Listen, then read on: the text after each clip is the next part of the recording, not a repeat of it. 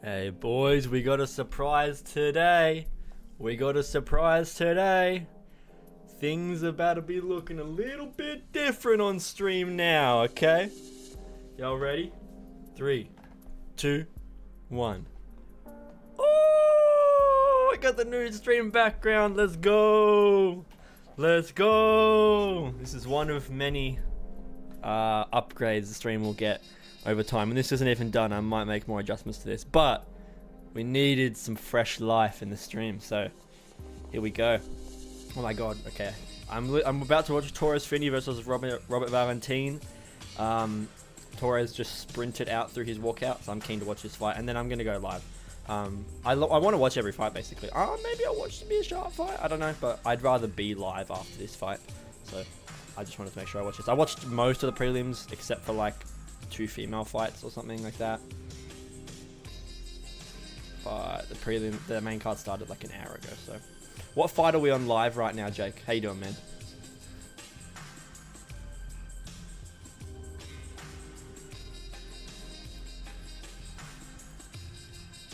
Turn this down a little bit. GM3, okay. Has it started yet, or it's about to start? Or is it over? So Torres Finney has a 6-inch height disadvantage here, and that's not even going to be the biggest disadvantage he faces here because he's a middleweight.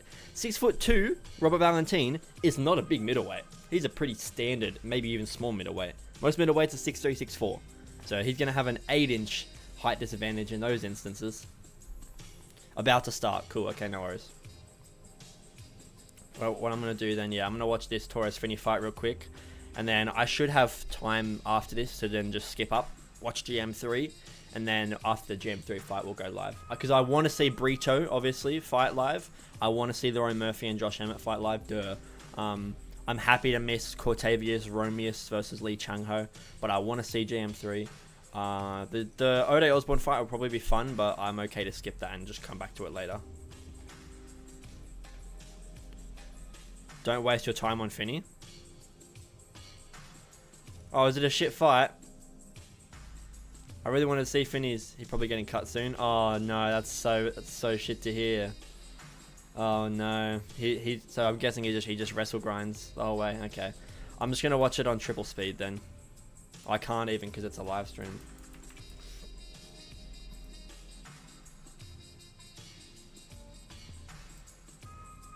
Let me just skip through the fight a bit.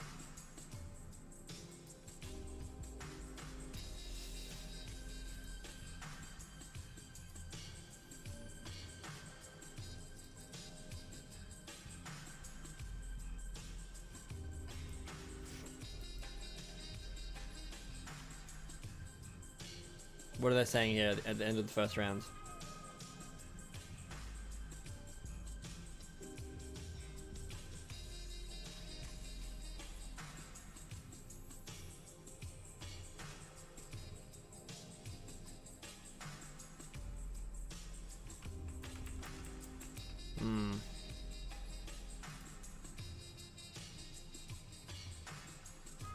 Bro, he's so small. He's dense as fuck, but he's so small. He's like a middleweight DC, basically. But, yeah, that kind of sucks to know that he's doing shit. Let's skip forward a bit. Yeah. Sitting in top full guard a lot of time. Arms locked around the waist. Singles and double legs. Just holding onto them.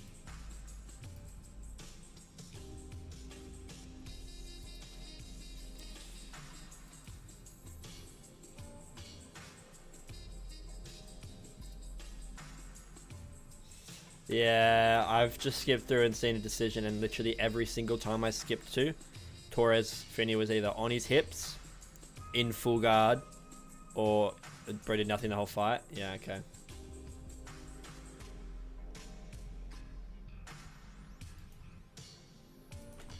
Torres Finney UFC stats. Let me just see what the actual numbers were for that. Like, that's kind of insane.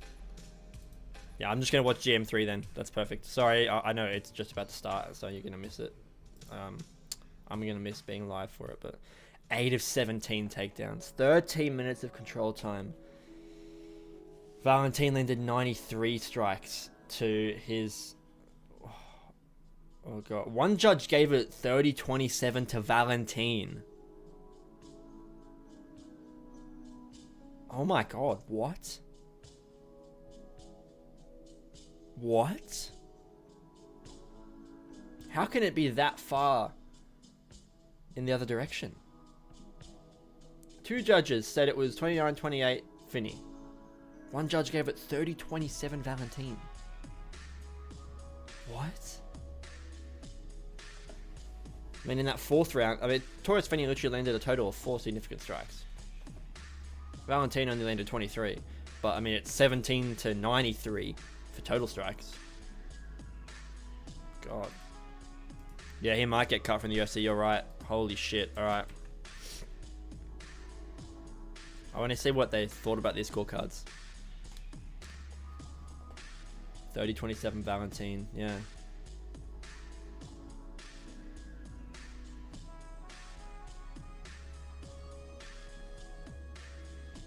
Torres Finney. Valentin looks pissed.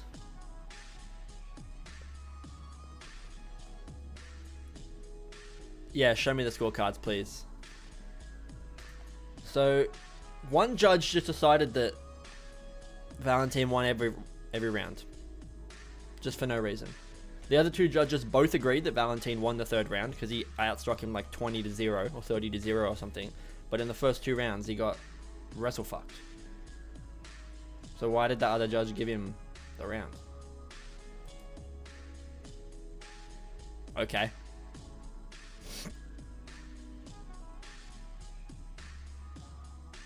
Oh my God, Tony Weeks apparently is a boxing judge. That's...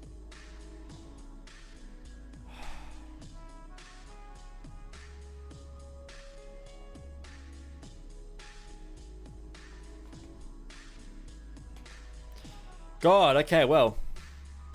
Let me skip forward to GM3, hey? Okay, Brad Tavares was only just walking out. That's good. Okay, so the fight started like a minute and a half ago. Damage. Yeah, I mean, I guess, but it doesn't really matter when you, like, I know that I complain a lot about stalling being valued, but when there's that much stalling, like, you do have to give actually a bit of value to it.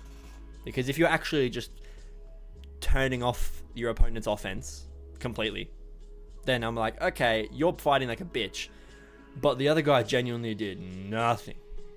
So you at the very least stayed on top of him the whole time. Matt returned him over and over, took him down over and over again. Like, same as what Merab does. Like, imagine if Merab did that against O'Malley, and then they gave O'Malley those rounds. Like, you'd be like, look, I want O'Malley to win. I want you to prioritize damage-based scoring, but he landed 4 strikes in that round, man. He landed 4 strikes in the round, and the other guy was on top of him for 4 minutes. So, at a certain level, you can't even take damage into consideration.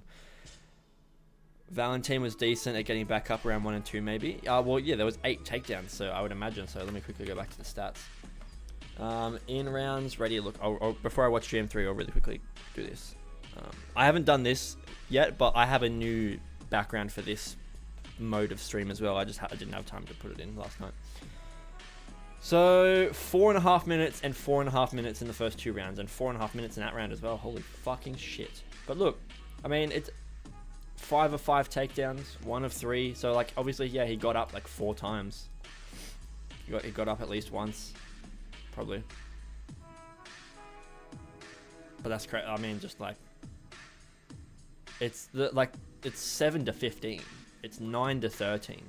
1 to 65, obviously. Like, that makes total sense. But they're identical strikes almost. You know. And then this is like, technically it's 0 to 6, but like it's also 7 to 15. It's pretty much the fucking same, and except for the fact that this guy has fucking 8 minutes of control time across 2 rounds with 6 takedowns landed out of 11. So shit. I'm glad that you told me that and I didn't have to watch it. I'm really glad, thank you. But can't be doing this. cannot be doing this.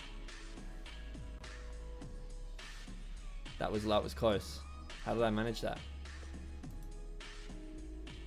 How did I manage that?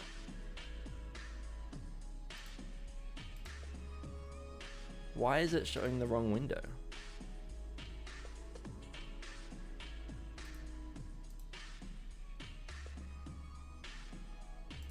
Why is it showing the wrong window, dude?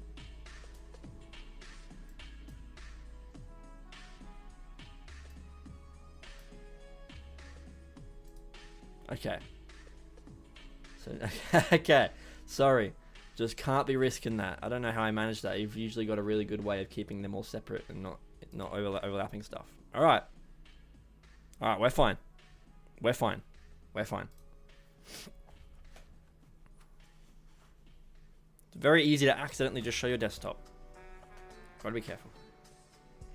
Alright, here we go. Watching GM3 versus Brad Tavares. Round 1, let's go.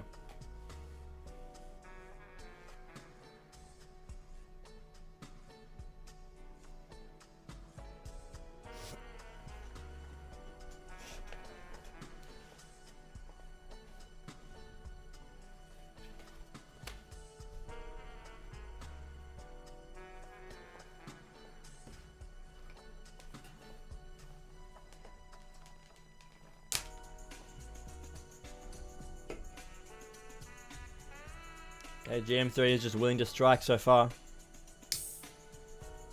Oh, nice right hand down the pipe for Tavares. GM3 ate it, but that was clean right on the chin. Here goes GM3 in on the takedown. Arms locked around the waist.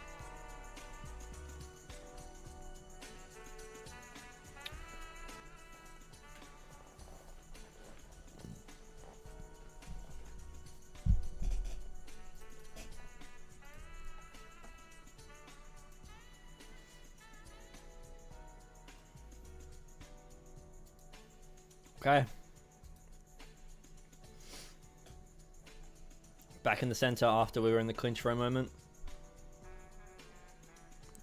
Left hand over the top for GM3.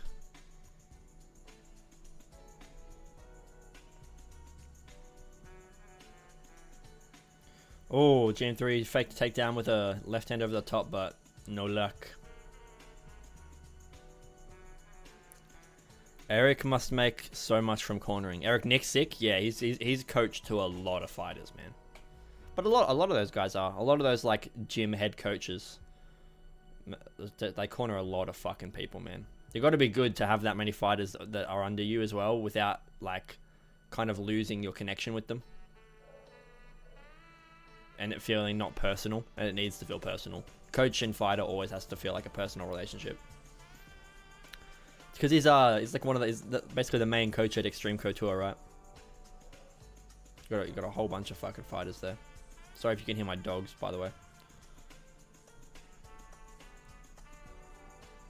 Okay, a little bit of just a point battle here, just back and forth, tippy tapping with some jabs, and there's a body kick just a minute ago from Brad Tavares.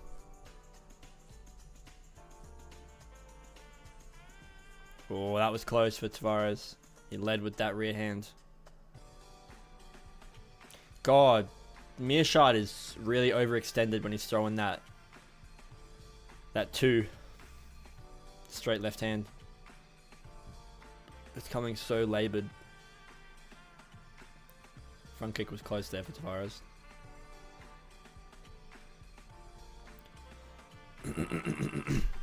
Oh, nice right hand in the clinch there for Tavares. Tight hook, rocked. Mearshart there. He looks okay, but that got his attention. Nice jab from Tavares. Oh, that body kick was hard, but it just missed. Again, Mearshart keeps doing the exact same thing. He keeps just throwing that left arm over the top for the overhand while he fakes the takedown. And he's done it in both instances. Faking the takedown and being real with the overhand. And faking the overhand and being real with the takedown. Both times, he's failed at both. So...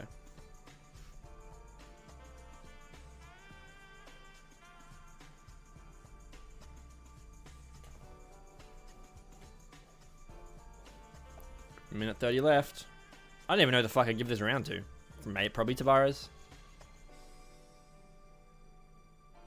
Feels like he's a bit more active, landing bigger.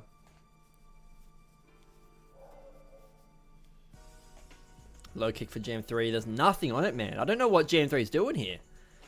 He's just fucking throwing paper mache output right now. Offense. Paper mache offense. Oh, big right hand for Tavares. Caught GM3 as he was backing up there.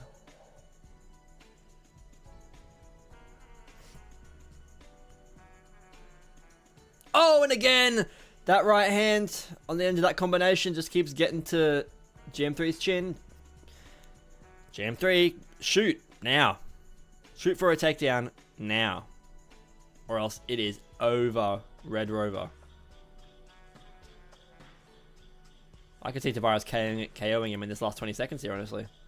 I don't know if it'll happen, but I can definitely see it. If Mecha keeps just not defending that right hand down the middle. The next one Tavares lands could fucking drop him. 10 seconds left.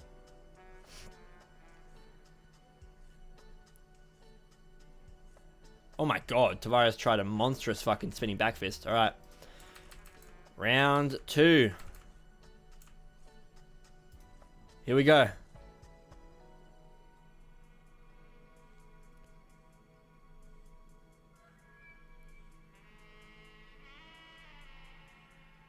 Let's go.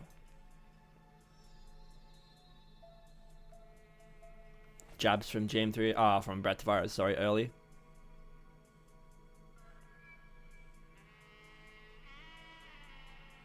Oh, big right hand for Tavares again. That hurt GM3 bad. God. He's not rocked, but he's hurt and he's shaky and he's not got an offense. He just got clipped again by Tavares and then a low kick dropped him. GM3 opened up his guard. Tavares said, nope, get the fuck back up. I'm going to boot you in your calf again. Do it again. Do it again, Tavares. Boot him in the leg. Boot him in the leg. Oh, there was a nice left hand there for Mecha, but it's like the one fucking punch he's landed so far. 1-2 was close for Mecha, but just not enough. Not enough distance on it. Just out of range. Nice low kick from Tavares. Front kick to the body for Tavares. Mecha's running forward like a fucking... That was some Juliana Pena boxing right there, bro. He did clip him with a 1-2 while doing it. Tavares wasn't defending it very smartly, but I think he was more focused on the takedown that was going to come once they reached the cage, and luckily he's got both underhooks here. Oh, nice elbow in the break for Mecha. Damn. Right hand for Tavares, but Mecha was backing up. Kind of just caught him on the end of it. Mecha is just dipping his head down so fucking laboriously. I don't even know if that's a word. Like labored.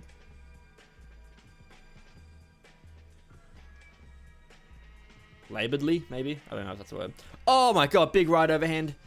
As they break out of the clinch there for Tavares. Oh, fucking front kick to the face. Tavares is starting to tee off on him a bit. Nice low kick again. Oh, right hand again for Tavares. Gets through. Bro, Mecha is eating these, but I don't know how long he can for. That check left hook is so close to landing for Tavares. Mecha keeps dipping his head down to the right, and Tavares keeps throwing that check left hook, but it's just out of distance. I'm waiting for it to clip.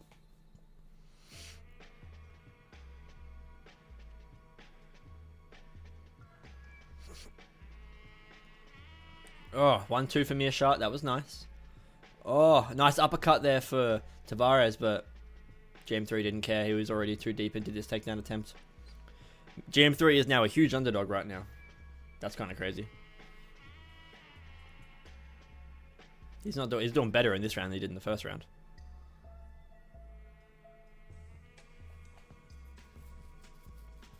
Just in on the hips here on the cage. Mecha's in control.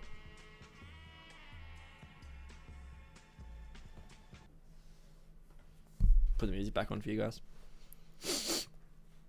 Alright, back in the center. 2 minutes left.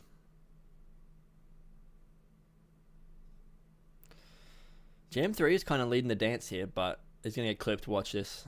Oh, body kick there for GM3. Oh, nice front kick to the body for Tavares. Single leg attempted for GM3, but Tavares was so wise to that from early. Front kick to the body again for Tavares. Oh, beautiful! Fucking short uppercut there for Tavares. Mearshart dipped into it as well. Body kick for Tavares. He's getting Mearshart cornered. He's backing him up. Mearshart's defense is really starting to get sloppy. His hands are low. He's throwing looping punches. Okay, let me lock in for this.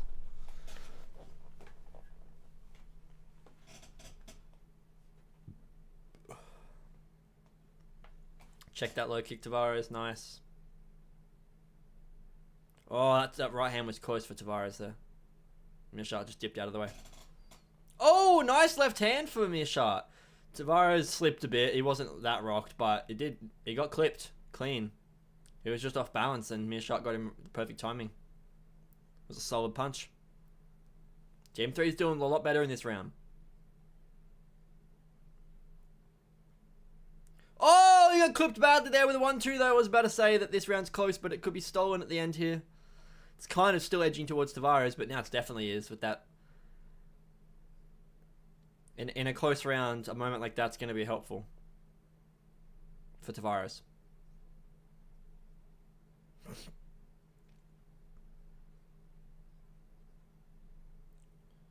Five seconds left.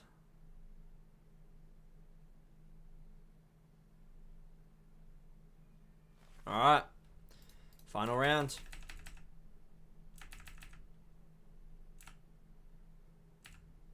Here we go. Round 3. Let's go. Alright. I give those first 2 rounds both to Tavares. Oh, big right hand for Tavares there. I'll be surprised if Game 3 makes it to this decision, because Tavares is putting some heat on him now. Well, I mean, I say now, he's been doing it the whole fight, but it's been a couple of big moments, so I'll be surprised if Mearshart can continue to take damage like that. Whoa, that was a big right hand for Tavares that he overswung on.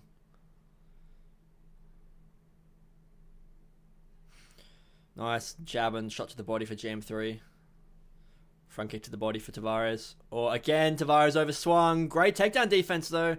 Whoa, Jam 3 was so deep on the hips there and somehow Tavares didn't go down. That's fucking impressive. That's really impressive.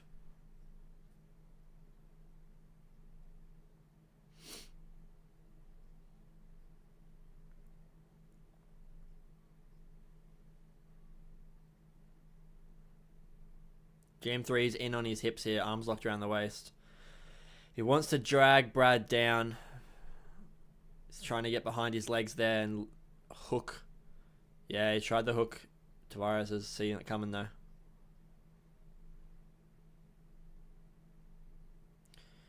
Oh, James 2 tried to dump him there.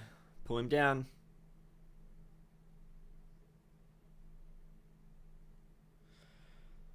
Ref's telling him to get working. Tavares is more than happy to sit here though, because Jam 3 has to make the advancement to get this to the ground, whereas Tavares is still on his feet here. He can defend this whole time, and Jam 3's got nothing to give him. Oh, that was close. Jam 3 almost fucking kicked his leg out from underneath him. Oh, he almost did it again.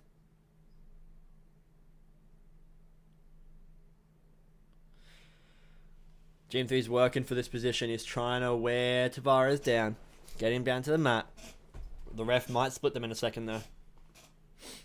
I'm seeing the ref split this up in like 10 seconds time. Watch this. Next 5 seconds, the ref's going to step in unless something happens. Oh, Jam 3 almost got him down. That was all he needed, a moment like that. But he's back to doing nothing again. Incoming ref. Okay, ref, come on. Come on, ref. Jam 3 is actually just chilling now. He was kind of advancing before, now he's just chilling.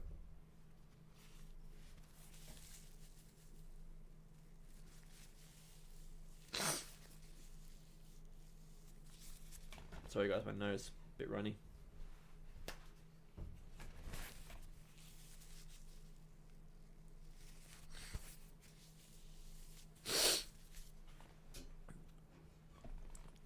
Alright, well, we're up against the cage chest to chest now, rather than Tavares having his back taken, but it's still not a great position for him. Jam 3 is probably maybe going to win the round based on this, but I don't want to value that.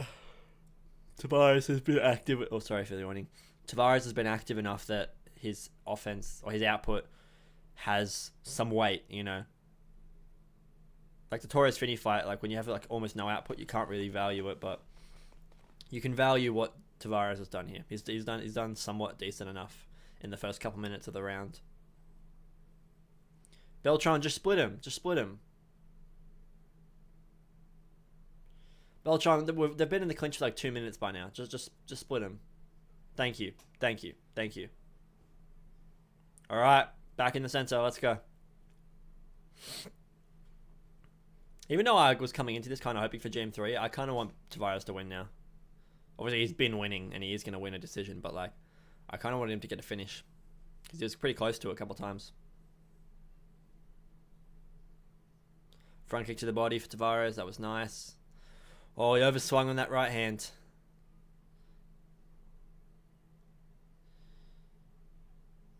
GM3 gets back to his hips against the cage. Ugh, yikes. 2 jabs led him there, and now he's just holding on here.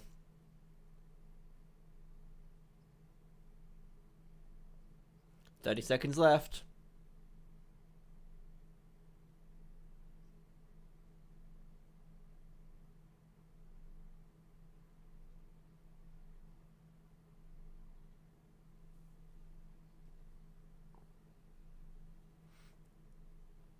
Oh. Oh my god. Mearshot's throwing fucking head kicks back to back to back at the end of the fight there. Mearshot, why are you putting your arms up, dude? You know you lost that, dog. You gotta know you lost that, dude. Pretty badly. You might not have even won that 3rd round. I think he probably did, but he may have not. Alright. What's the decision say? All 3. 29-28. Tavares. Yeah, thank God. I did not like Joe Martinez's really long pause there. I thought he was going to say Gerald Mearshot. Jesus Christ.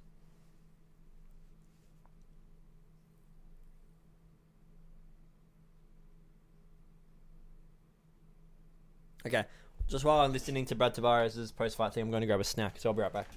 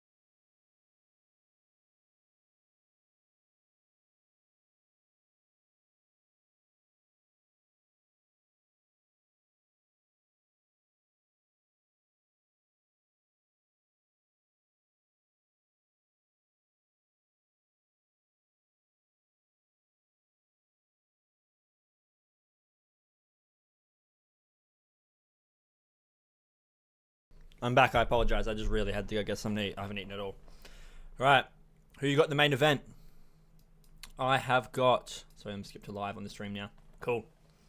I got Emmett, man. I got Emmett. It's one of those ones where it's a classic, like, I've got a pick, but my heart also says something else. If I had to pick, like, really statistics based and, like, actually make a proper breakdown, Lerone probably just stays at distance the whole time and has a bit of an Ilya style performance against Emmett. Not with as much power and damage, but in terms of staying out of the pocket, not getting clipped by Emmett, I could really see that being the way that Murphy wins this, just over 5 rounds. I don't see him getting a finish over Emmett. Emmett's kind of hard to finish, especially with boxing. But I think Emmett just gets him in like the first 3 rounds. If it goes to the 4th and 5th, I get pretty worried that Emmett's not got a chance to knock him out. But because I don't think Lerone's going to finish him, Emmett's got a long time to get a knockout. Like a long time. So, it's kind of interesting.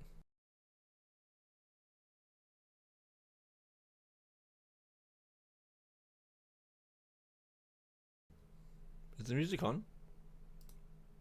It's not. There we go. Sorry, guys. Why was Emmett off for so long? He said there wasn't any particular reason. Which is kind of weird because he's old, so you would think he'd want to get back in really soon at his age. But he wasn't injured. He might have had an injury, but he wasn't like, I'm injured for a year, I'm gone. You know? Like, he hasn't fought since December 2023. It's been a long time. He fought Bryce Mitchell on the Pantoja versus Moreno. No. Pantoja versus Roval? I think so. UFC 296. Colby versus Leon. It was that card. I think that was Pantoja. Who fought on UFC 296?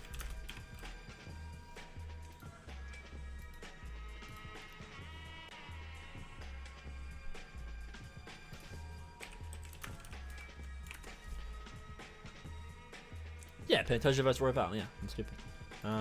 Yeah, he fought Bryce Mitchell, right? Yeah, that's the last time he fought. 2 minutes, and before that it was Ilya, and before that it was Yair. So it's a bit weird. He's at a very weird point in his career, but he's still just a fucking knockout artist. And Lerone Murphy has been hurt before. I mean, like, look at that run though. It's a crazy run to go on, and then he loses to Yair by finish, and then he gets dog walked by Ilya. He was gone for 6 months, came back, fought Yair, came back again another 4 months later, fought Ilya, and then dipped for another 6 months and fought Bryce Mitchell. Then he just dipped for 18 months, 15, like 16, 17 months, a year and 4 months, 5 months. Don't know, it's weird, but I still got faith in him. I think he can still do the damn thing. You know what I'm talking about, bro? You know what I'm talking about, bro? I'm worried for him, but I'm rooting for him. I want Lerone Murphy to lose. Again, I say this all the time. I hate to be a hater, but I don't like Lerone Murphy because he doesn't win fights well, and I thought he lost to Dan Ige. I thought Dan Ige beat him. It was very close fights. I'm not like robbed, saying he got robbed, but I just thought Ige won that. This was a great fight. Obviously, he destroyed Barboza, but you know, he hasn't really fought competition, man. He's fought Ricardo Ramos. Okay, sure. Douglas Silva de Andrade, shit. Makwan and MICROMECHA, don't even know who that is, but he finished him early, so that's good. Gabriel Santos, shit, and oh, it's not that bad actually. Gabriel Santos is pretty good. Gabriel Santos is pretty good, and that was his first fight in the UFC. I'll give him that. That's a good win. That's a good win for Lerone Murphy. Josh Kulabau, nah. I mean, Josh Kulabau was like 1-4 in the UFC or something. Dude, he was 3-4-1 in the UFC. 1 draw, 4 losses, and 3 wins. He was on a 3-fight losing streak though. So, and he was the guy that started that losing streak for Kulabau. Kulabau got finished by Jalen Turner because he was up a weight class. Had a draw with Jordan, and then win. And then he faces Lerone Murphy. So that's also a pretty good win for him, I guess. I'll give him that. And Barboza. Okay, so these 4 wins are pretty good, but I don't think you won this. But this is a good three fight run, you know. Santos, Culibao, Barboza. I don't hate that at all. I definitely don't. Oh, so you can't see it. I keep fucking doing that by accident. These 3 fights: Barboza, Culibao, Santos. Good fights for his record. I thought he lost to Ige though. That's just me. That's just me. All right, who we got next? Who's walking out? We got fucking Cortavius Romeus versus Chang Ho Lee, huh? No clue who these fucking fellas are. I've seen for Cortavius before. I don't think Chang Ho Lee's fought in the UFC before. Am I wrong? I am wrong. He's fought once. Long Zhao. Like in June last year, hey? Who's Long Zhao? Don't remember. Don't remember this fight. Oh, it was on this card, hey? Whereabouts? Like right at this first fight. Yeah, I don't remember this at all. I do not remember that at all. But yeah, road to UFC before that. So he's not fought competition properly yet. You know, like the road to UFC fighters are like, I just always got a question: how much you've actually been tested? Have you really been tested? Have you really? Oh, I do remember this guy though. Yeah, I remember this guy. I remember this fight. Bolaños. What card was this on? Is this?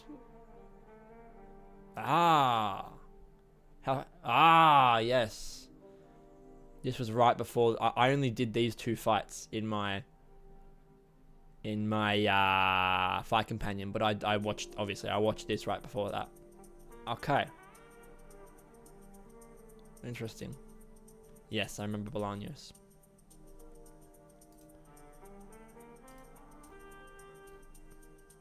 He's made good submissions on his record, you know. Lost to David Onama before in his regional. That's the only name I recognize. Ramon Tavares, I know that name as well. He lost. Oh, this is the Contender Series. He lost to him, 2023, and then he came back and won. Ramon Tavares is pretty good, no? Yeah. I remember this guy. He went to war with Davey Grant. That was a good fight. Not bad. Oh, and he beat Sohei City after he'd lost to him originally. That was a close decision. Missed weight as well. Don't love that at all. Did he move it back up to? He's still at bantamweight. That's interesting. How tall are you? You're 5'8", dude. You're not a tall bantamweight. Why are you missing weight?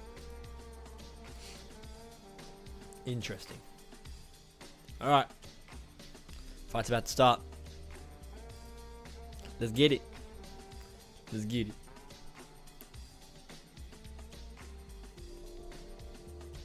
Yeah, I'm going to pick... probably going to pick Romeus here.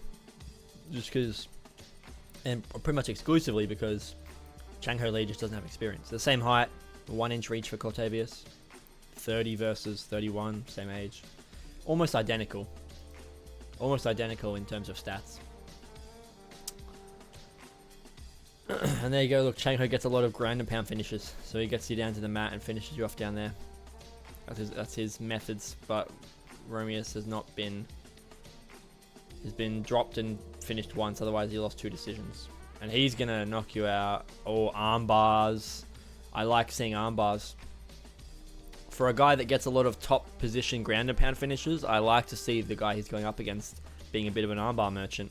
I kind of rate that. You've gone with Lee. Fair enough. I have no idea, man. I don't know these guys. This is one that I'm just doing based off of information and statistics. But yeah, is what it is. Anyway, let's get into it, shall we? Turn these down a little bit. Alright, here we go. Cortavius Romeus versus Lee Chang Ho Lee, however you say it. Let's go. Round 1. I'm excited to see this fight, to be fair. It's interesting. Two contenders, both kind of new to the UFC. I like these fights. Oh my god, they're just swinging like it's a bar fight. Oh god, this is going to be an insane one. Nice right hook there on the end for Cortavius. And a left hook there for him. Oh my god. Lee is in deep on this takedown. Guillotine was there for Cortavius, but he lost it. I just got to mention, that's the blackest name I've ever seen in my life. Cortavius Romeus.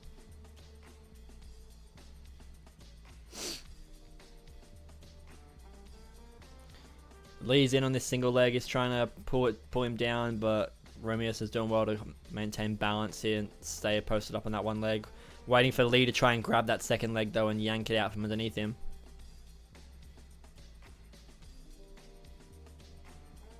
Yo, he tried it, but Cortavius got the underhook. Nice. Oh, nice takedown from Chang Ho Lee. Full mount here on top of Cortavius Romeus as well. Now, like I said, Chang Ho Lee's got a lot of ground and pound finishes on his record. It's kind of his method to get a finish, but Romeus has got a lot of submissions. Armbar specifically, so I could definitely see him throwing one up from his back, but he's in the bad position to do it here, being in full mount. He doesn't have his guard to work with. Chang Ho Lee's trying to work him, get him to his back here. Cortavius tries to slip out the back. He does. Nice. Goes up to his feet. Romeus going for his own takedown. Arms locked around the waist, trying to pull Chang Ho Lee down. Oh, he tries to pick him up and trip him. He does it. Nice. That was a solid takedown from Romeus. It was a bit sloppy and he used a lot of weight for it, but he got it. He got it.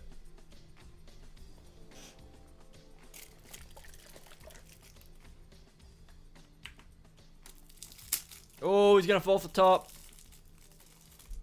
Oh, Cortavius is going to fall off the top. He's going for the armbar. He's going for the armbar. Oh, what did I say? I reckon it's really possible he lost it, but he was going for it.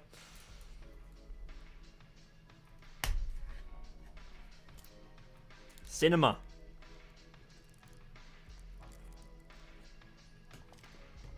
Lee is taking his back. Body triangle locked in for Lee on Romeus' back. Oh, this is bad. This is bad. This is where Lee wants to be. He's just going to pound away at you. Get this ground and pound finish. He might even roll across to the other side. Get Romeus flat on his stomach. And just pound him from the top there. I can see that.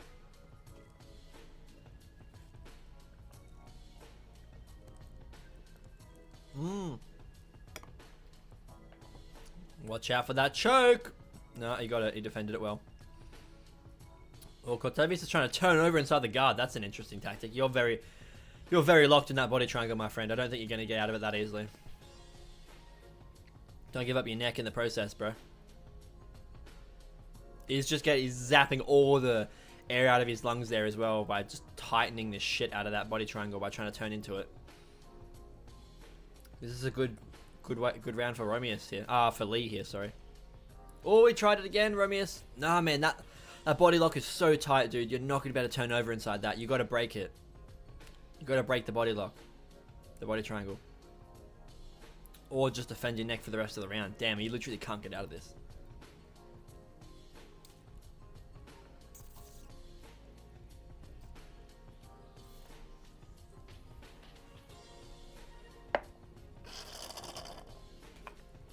Timeout Jake123 for spamming. Brother, he's a mod in my chat. He's like the one guy that comes and watches my streams. He's not spamming. Those messages are all like 2 minutes apart. Oh! Romeus is pissing blood out of his head. Lee's trying to tighten in this rear naked choke in full mount position here. Oh, he managed to get out of it, Romeus, but he's getting pounded away out here. Oh, God. Oh, this is the ground and pound finish that Lee usually gets, man. He's going to get another one. Romeus turns over! Oh, my God, he got into full mount. Or full guard, sorry. Wow, I can't believe he actually got on top position here. Lee still has the body triangle, so Romeus is kind of stuck here. Oh, he let go of it. Lee wants his guard back. Romeus is trying to get his own control here. Oh my God, he almost took the back at the very end of the round. Whoa. Whoa. Oh, he got taken. Position got reversed again, and Lee got back on top, but that was good from Cortavius at the end there. He's fucking bleeding out of his face, though. Do not do another doctor stoppage, for the love of God. Let this fight go on. Nice round. Yeah, I give that to Lee, though. 100%. You may have made the right pick here with Lee. That is true. Cortavius' corner just mentioned the body triangle probably tiring Lee out by holding him so long. Definitely. But Romeus also just had all of his energy zapped of him because he was having to force so much air into his lungs to fight. while that body triangle is just forcing it back out of his lungs. So that's going to exhaust the shit out of you, just trying to maintain breath inside a body triangle, you know? Okay. Sorry, I should have done that right in the mic. Okay, round 2. This is a good fight. I like this. I like this.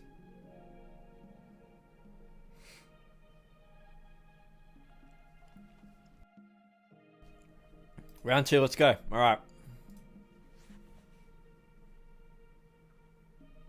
Nice low kick there for Romeus. Heavy. Oh, they're just swinging again like they were at the start of the first round. Okay, here we go. Oh, nice uppercut attempted there for Cortavius, but he just got flying knee in the dick. Yeah, I thought that's what happened. Oh, they didn't stop it immediately, so I thought maybe I was seeing things, but yeah, he got flying knee in the dick. Show the replay of this. Oh my god, it wasn't direct. Luckily it was more of a cup graze, but that's still gonna fucking hurt. It could have been a lot worse though.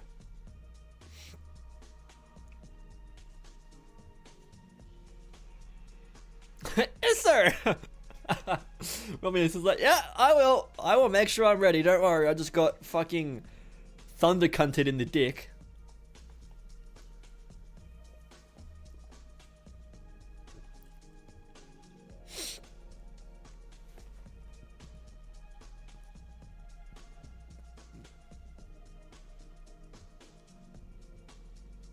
He's giving him a hard warning here.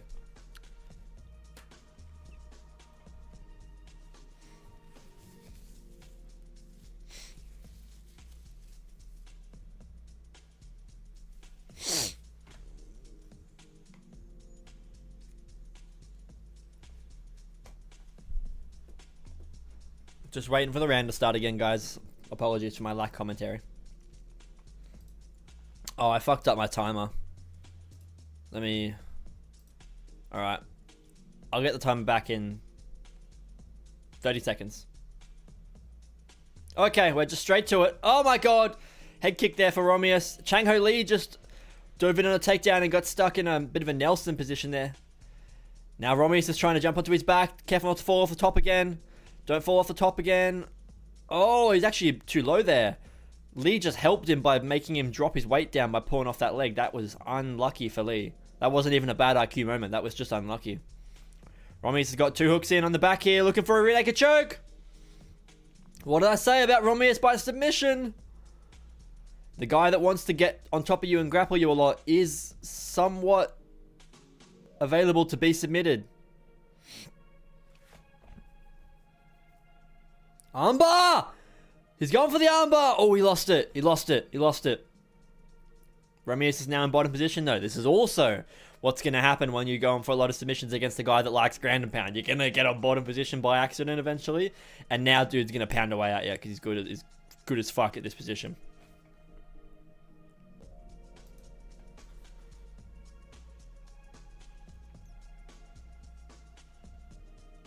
Nice elbow there from Lee.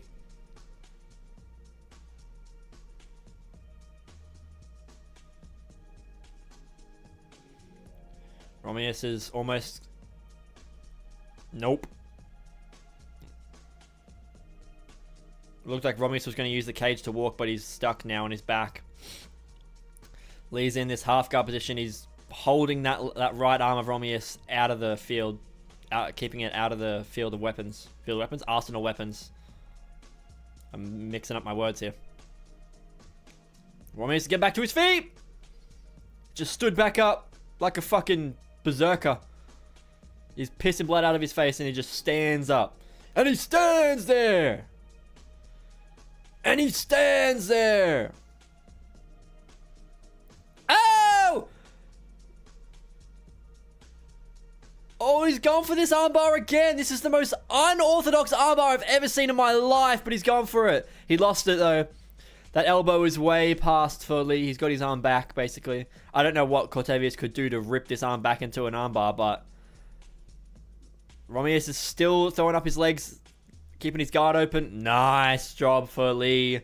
Gets into side control here. Almost in a crucifix.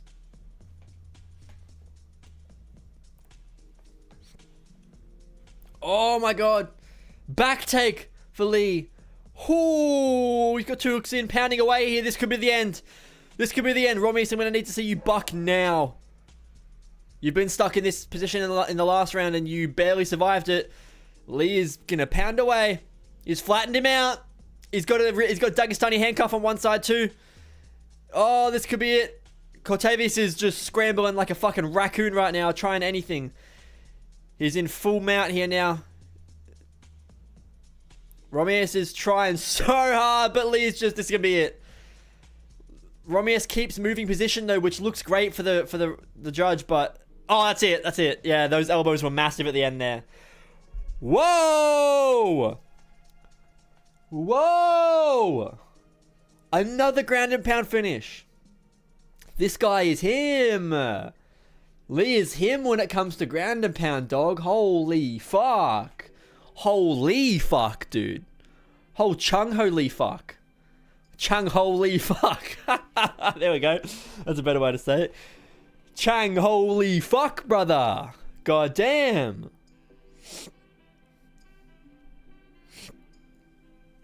One Jake O mixed martial arts. Yeah. Whatever. Who'd you pick? You picked GM3, didn't you? You picked GM3? You picked GM3, boy? Hey? You want to include that fight, huh? You picked GM3. I picked Tavares. I mean, I didn't actually make a pick, to be fair, but I was from the start. I was thinking Tavares, but I didn't make a proper pick, so I'll give you that. I did make a proper pick here, and you picked against me, so I'll get you next time. I'll get you in the fucking co-main event, mate. That was nasty. That was nasty. That's a pretty fucking... I mean this in the most far from racist possible way. That's a good-looking Asian fighter now. We don't always have a good-looking Asian talent. We kind of... You had GM3 not going the distance. Yeah, okay. Well, that's a good pick, to be fair. GM3 for a decision is kind of crazy. Cortavius Romius, though, solid fucking work, man. I remember why. As soon as I saw his name, I was like, I think I remember liking this guy from his last fight that I watched. And then I looked and remembered that he fought Bunales or whatever his name was. Bunales, something like that. Bolaños. And that was a fun fight. It went to a decision and he lost, but it was a fun fight. Let me see if I can't pull up that's the statistics for that fight. Hey, Cortavius Romius, Bolaños. So Cortavius had 6 minutes of control time. Bolaños had 4.5, but Bolaños outlanded him 53-17. So a lot of, and it was 30-27, 30-27, and 30-26. Oh dear. It was a fun fight. I remember that being a fun fight, regardless of the fact that he got dominated. God, 30-26. Alright. Let's hear this post-fight speech. Solid shit, brother. Solid shit. Like what I've seen. Just 4 times my money off Lee. Oh, God. Fucking solid work. I might put a bet on, you know. Might put a co-main main event bet on. Cheeky little multi. While I listen to this. It's on a 5-fight win streak now. Hey, hold up.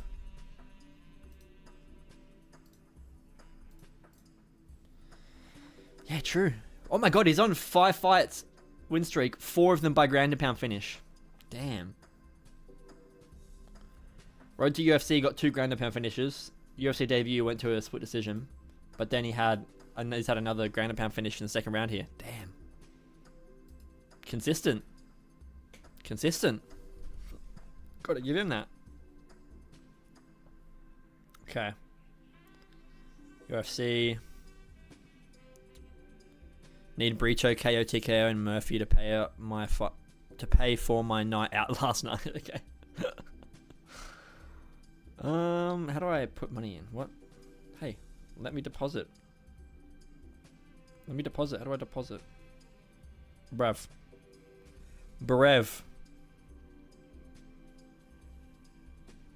Can I deposit, please? I need money, bruv. Here we go. $5, please. He said I want to be the Korean Marab. What? What? It's the weirdest fucking thing I've ever heard anyone say, but okay. Fair enough.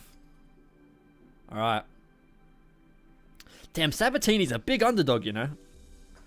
I mean, I feel like I'd be dumb to not put just Sabatini and Emmett to win as a bet.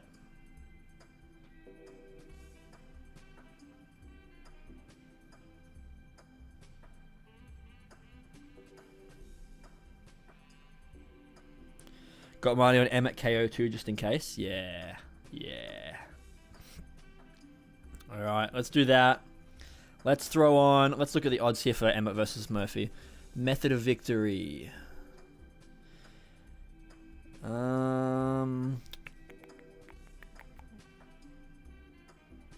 What do you got featured on SportsFed, hey?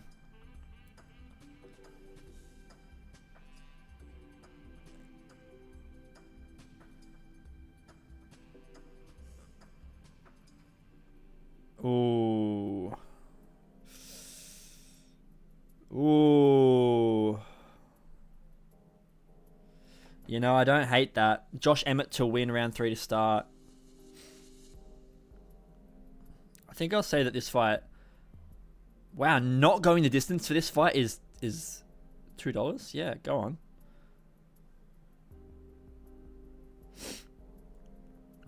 Let's say most significant strikes will go to Murphy. Will the fight go the distance? No.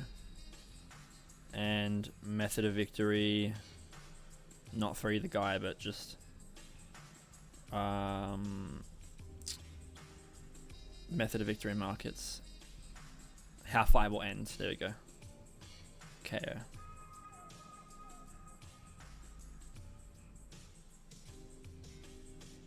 Okay.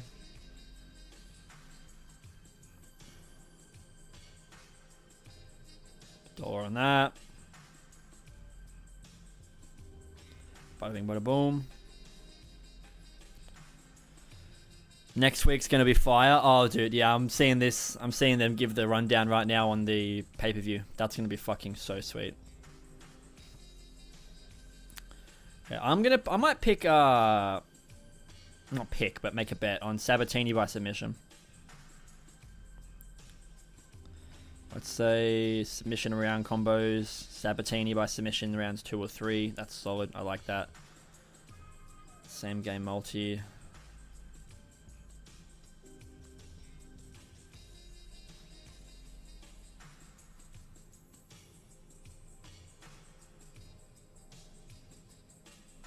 Where the fuck is...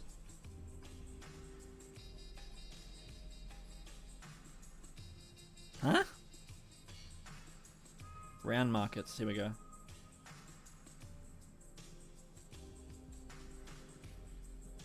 What? Where did this go? I'm so confused at how this fucking...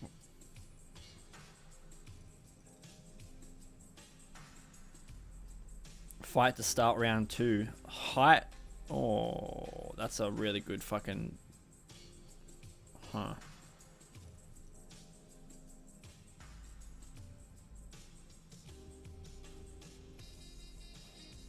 You know what? I might literally just bet on these, hey.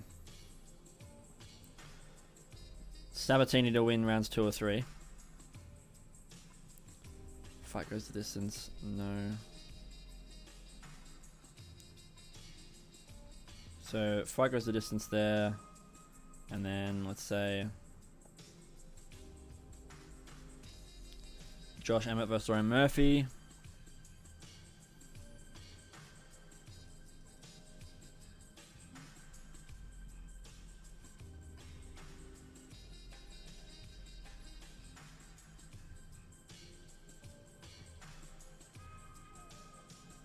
There we go. One more bet. What's the fucking ridiculous bet I can put on that might be good, hey? Let's say Emmett versus Murphy.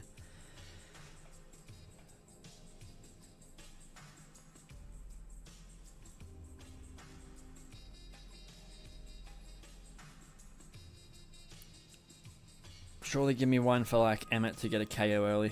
Like what's Emmett by round 1 KO? Or let's do rounds 2 and 3 KO. $12. Yeah, I'll bet on that. Bet. Alright. Just chucked $5 on. You know? I never bet, dude. It's not a thing I do in MMA. It's a huge thing for a lot of people, I know, and it's kind of crazy to me because it's not a thing for me. I don't really do it, but give it a go. Every now and then it's fun. I've literally never won money, so that's why I don't do it. But I'm not the greatest at it. I'm okay with predictions sometimes, but I don't get the exact predictions.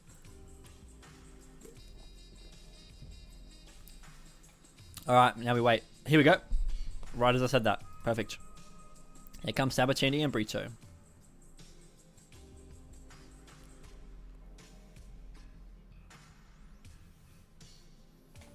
Let's get it. You know what? While I'm doing this, I am gonna...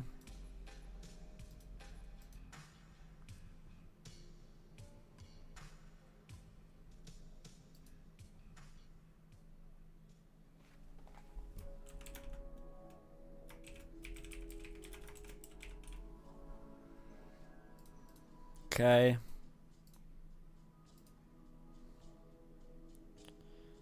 Sorry if I'm being quiet, guys. I'm just doing some stuff with the stream right now. While we wait for Brito versus... Oh, excuse me. While we wait for Brito versus Pat Sabatini to win.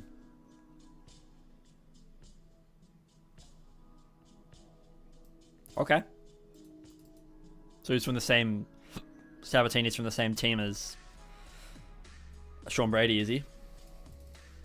Is that what I'm gathering from that?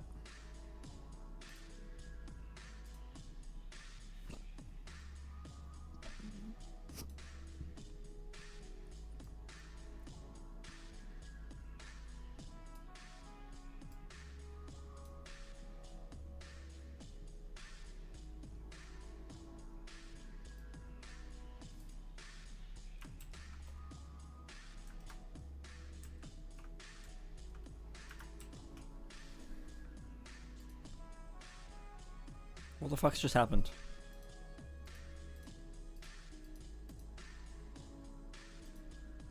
What the fuck just happened?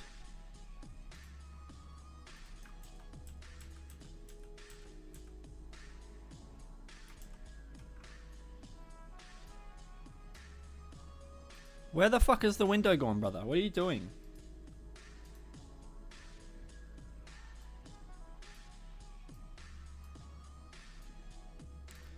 What the fuck is going on? Sorry, I'm doing stuff in the background, modifying the stream. So I apologize if I'm not being... Bit of money makes the slower fights more interesting. 100%. 100%. I can agree with that. Slower fights definitely get more interesting with some money on them. What happened with this, man?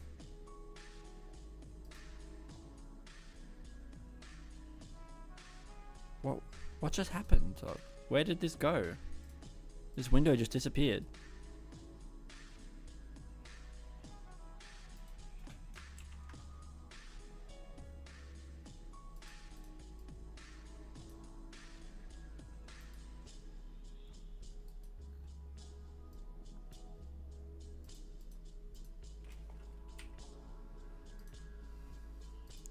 I broke it. There we go. Jesus Christ. That was fucking annoying.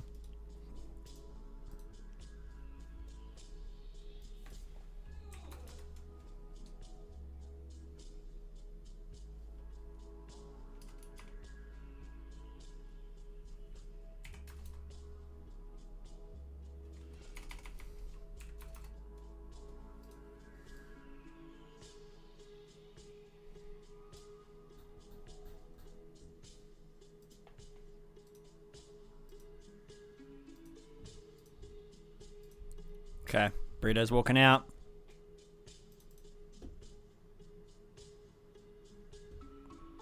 Let's do it. I'm excited.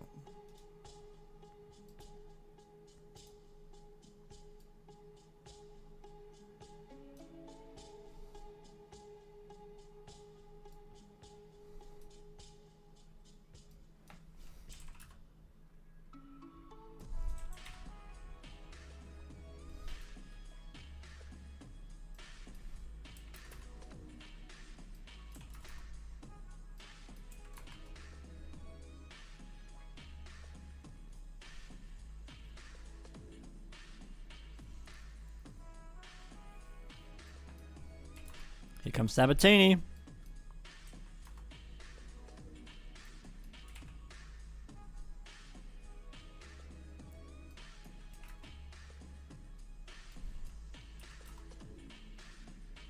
Okay. Bam. Really close. Almost done with this thing that I'm trying to do right now.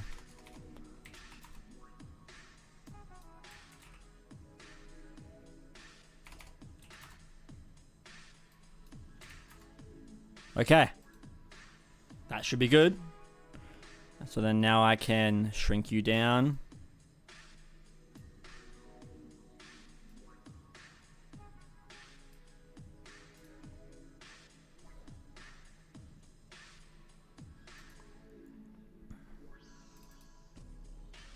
Hold on. I can fix this a little bit better.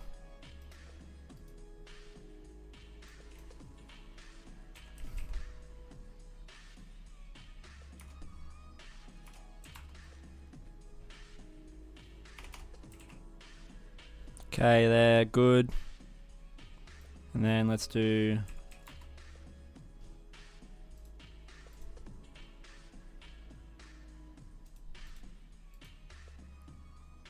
Perfect. And then I can take this, turn that off.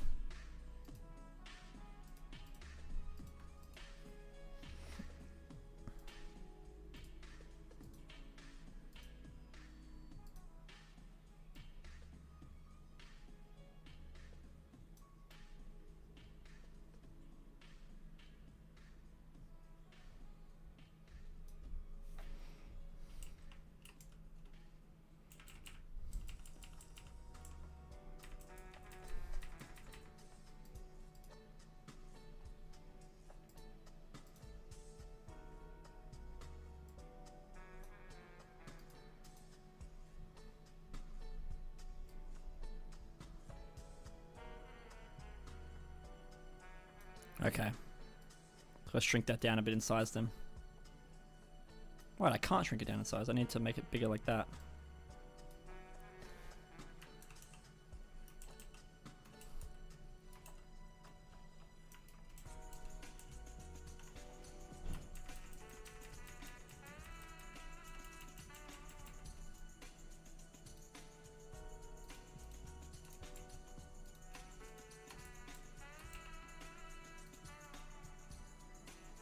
Okay, that should be good enough, to be fair.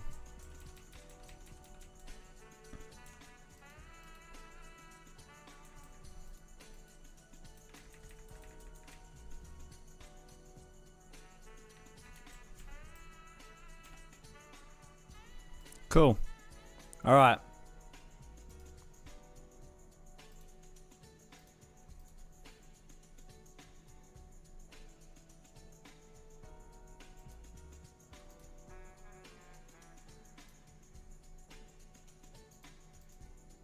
Cool, I did it. Right, sorry.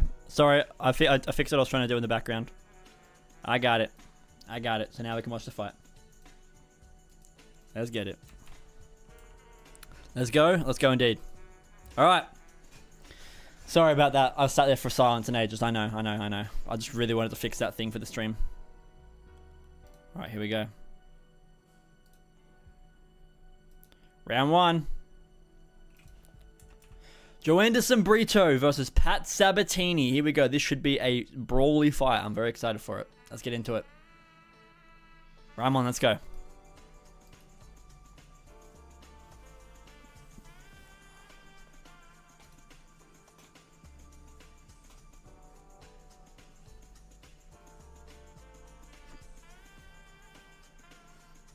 Nice takedown from Pat Sabatini there. Brito's looking for a guillotine almost immediately. But Sabatini gets him down into side control here. He's got one half guard hook there. He's trying to pop his head out of this guillotine position.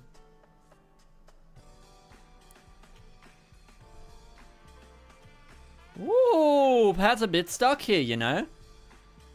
Sabatini's a bit stuck here. It's not... He's not being choked out, but he's very... He's in a lot of danger here. Brito, all he needs to do is lock in that guillotine, but it's going to have to be arm in if he does. Sabatini is just fucking betting on himself to pressure here. Oh my god. He reckons he can just get through it.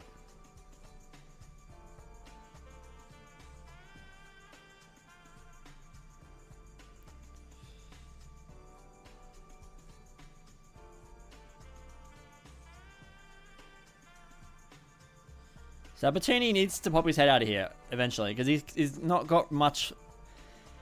He doesn't have far to go right now to like advance this position. His head's almost out. He's really close. You can almost see the crown of his head. Oh, he's so close. There we go. Pops his head out.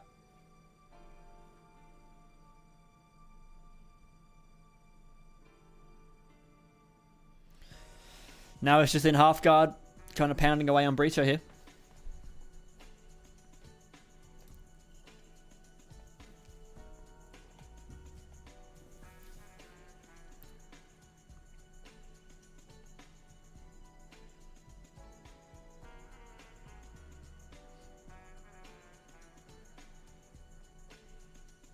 Oh, Jesus Christ.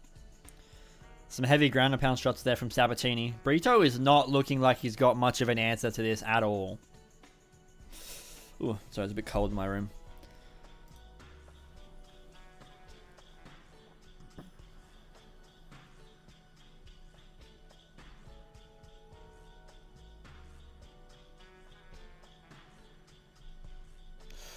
Now Sabatini is in full mount. This is good for Sabatini. Very good. He's a bit low on the guard. Yeah. Yeah, that's what I was thinking. Brito had his knees close to getting out, and he did get them out. Sabatini's trying to jump this guillotine. He's close. He's going to throw some knees here. Yep. Oh, Sabatini transitioned to a single leg instead. Brito's trying to defend it. Brito's trying to jump his own guillotine again. No luck. Brito keeps putting himself into a bad position here by going for this guillotine.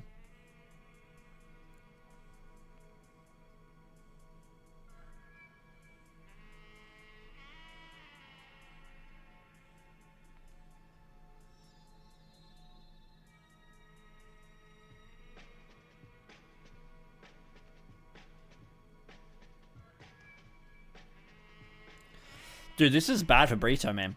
He's been controlled for this entire round, and he's got no answer for how to get up from this position. He's just holding onto this guillotine grip over and over again. Sabatini doesn't give a fuck. They're kind of both stalemating each other, but Sabatini's winning in the stalemate.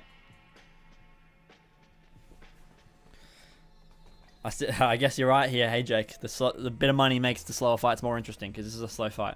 So Brito's got good enough defense. What they're feeding Sean Brady's team? Yeah, I know, right? Brito's got good enough defense that he's managing to just stay alive here, but Sabatini is just on him always. I'd like to see Sabatini being a bit more active. Here we go. Elbow from Sabatini there. I'd like to see a bit more output from Sabatini, or just attempting to move position. Now he's doing it. As I'm saying that, he's doing it now. But big elbows from Sabatini there. Whoa. 15 seconds left. 10 seconds left. Ground and pound shots from Sabatini there. Nice. Oh, really nice. Oh, couple of big ass hammer fists there. Damn. God damn. All right. I think I can get to live here. Yeah, I'm live now. Cool. Okay.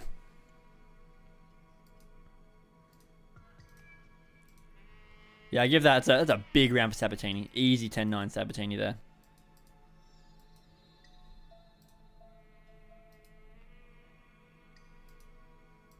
All right. Let's get it. I don't even remember what bets I put on.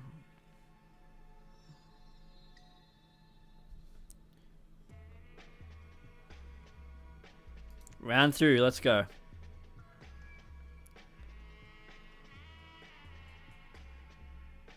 I said Sabatini submission 2 and 3, right? Which that's looking very possible right now, man. It's looking very possible. Right hand from Sabatini as he enters. Nice. Almost got a takedown there on Brito, but no luck. Brito on the feet is where you want to be. Try and stay here. Takedown attempt from Sabatini again. He just dives in, gets this. Got the legs isolated for...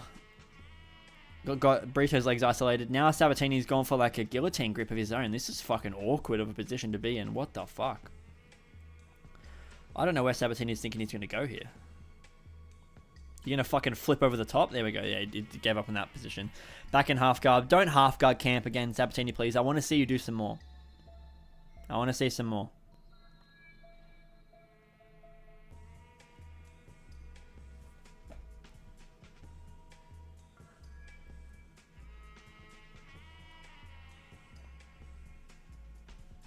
Sabatini's just smothering him.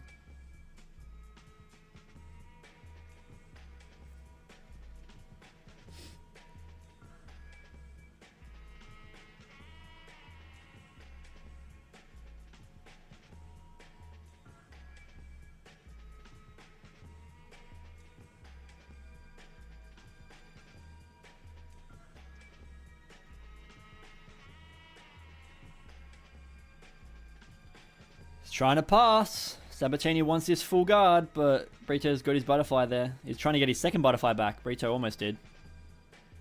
Still in half guard.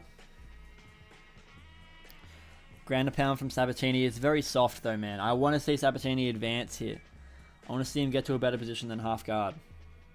Or Brito needs to get up. I don't want the majority of the fight to be spent in this position, which I'm worried that it will be. The first round alone was.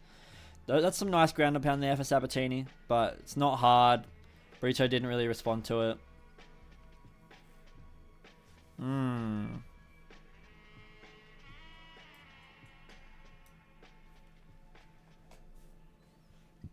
Excuse me. Oof.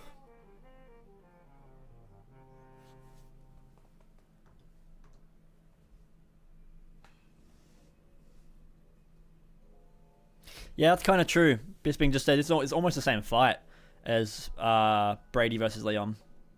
You know what I mean? It's very similar. It's very similar.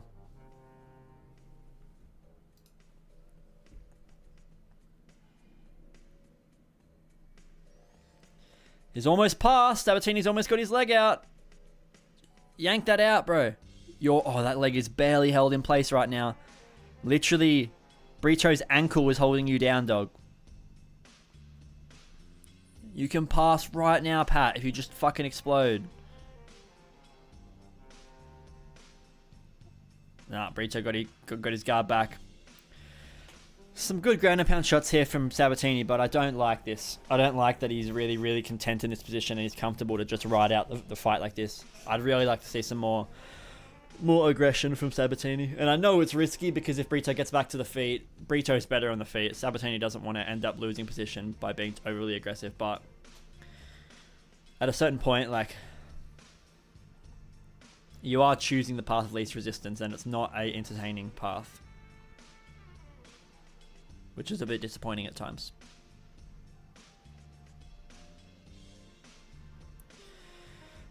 They're back in the center now. They're off the cage. It's still grappling, but as in they're not up against the cage anymore. Brito's got his back flat on the mat in the center.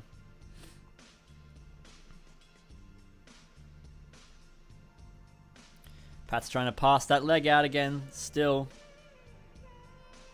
Yeah, that's all I want. I just want to see Sabatini get to mount rather than just sitting in this position. Even if Brito's losing badly, he's really nullifying the shit out of Sabatini. He's just holding Sabatini here. Not letting him pass into full mount. Barely letting him land ground and pound.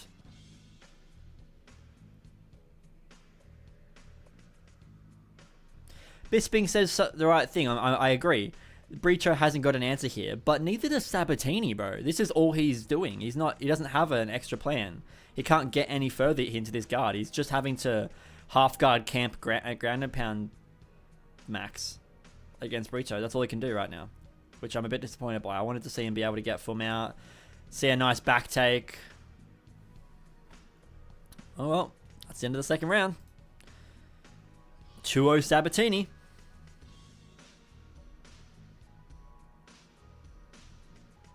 We'll see. I'd like Sabatini to go to submission here. That's what I bet on.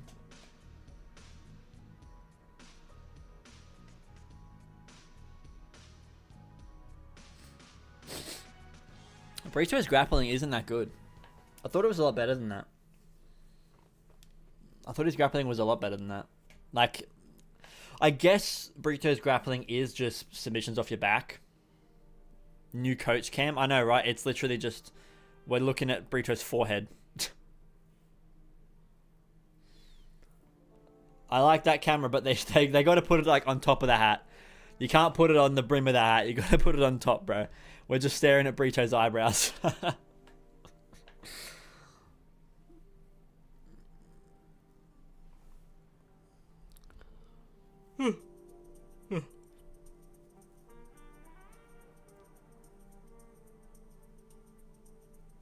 Round 3.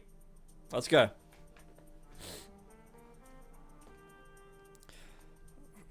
Oh, Brito tried a big right overhand there. Sabatini was coming in hot. He decided to stop the entry. Lucky. Brito would have caught him heavy with that if he didn't.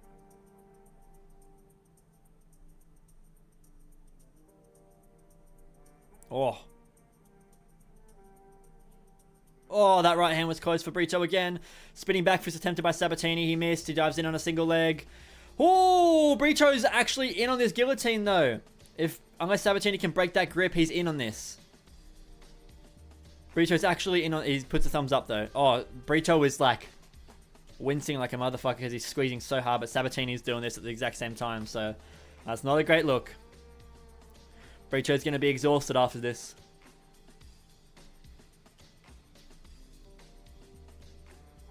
Brito is actually probably going to be even more... not exposed. But just like in danger. He's going to be in even more danger now because he just gassed the fuck out of his arms trying to do that.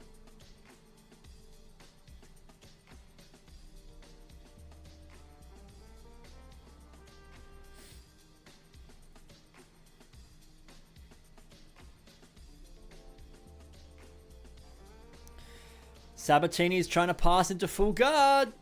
Oh, he almost did it. That was good defense from Brito. He managed to regain position. That was nice.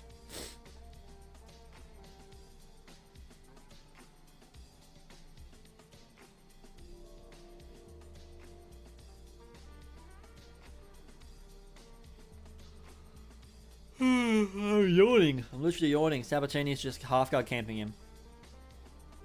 Please, Sabatini. Pass. Pass to full mount. God damn, bro. Stop trying to punch him out from half guard. You're not going to do it.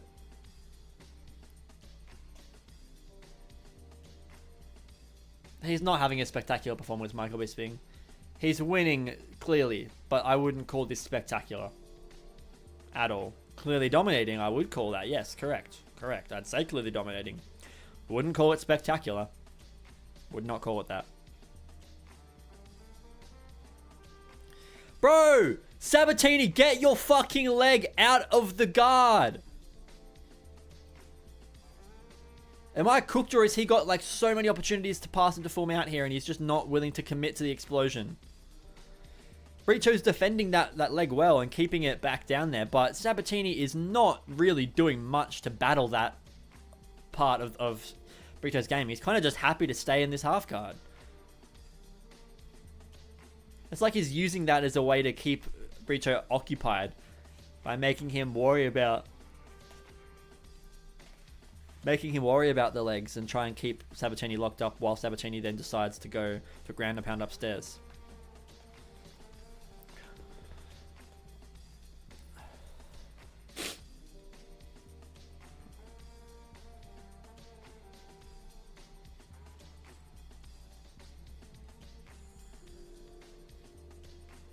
Come on, Sabatini. Come on. Full guard. Oh, full mount. Full mount. Full mount. Come on. Full mount. Full mount. Get your legs under. Get your legs under. Oh, back take. Back take. Perfect. Ground and pound. Nice. Very nice. This is what I want to see. It's what I want to see. What I want to see. Come on. Come on, Sabatinis. Find the neck. Find the neck. Find the neck. Ground and pound's nice there for Sabatini. Full mount, yes. Oh, those are big elbows. He's looking for the neck. Sabatini, you can pull him into your back right now. You can switch to a back take right here. Come on, commit to it.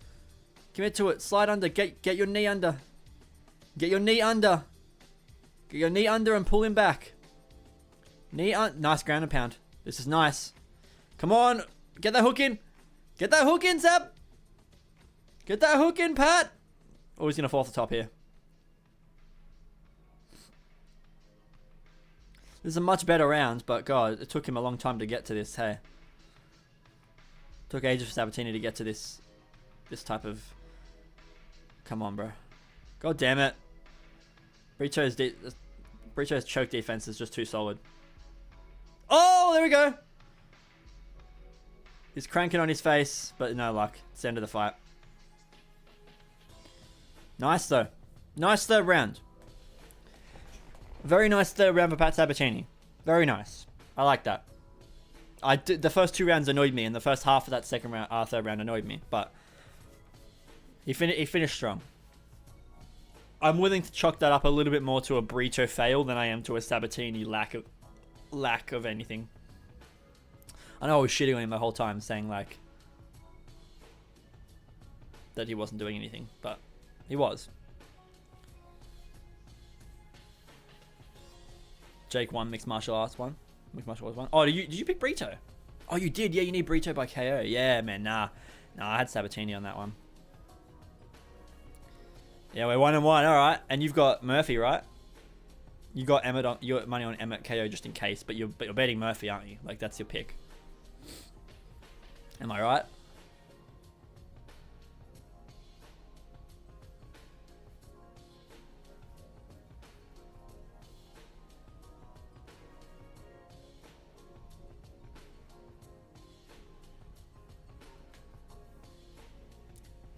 God, I wish I could turn down the delay on the stream, bro. Maybe I can, you know. I wonder if I can turn down how long this delay is. Lost the Murphy parlay now. Oh, okay. Well, but is that who your pick was? That was my question. Is that who your pick was? Or are you picking Emmett?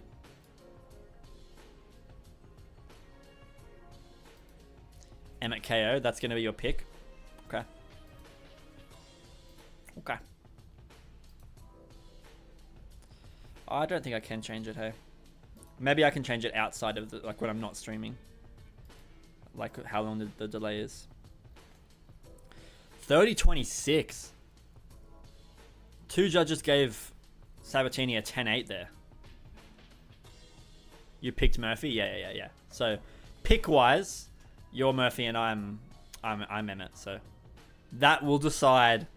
Yeah, we're 1-1 now. That'll decide at the final fight for who gets the W here, hey?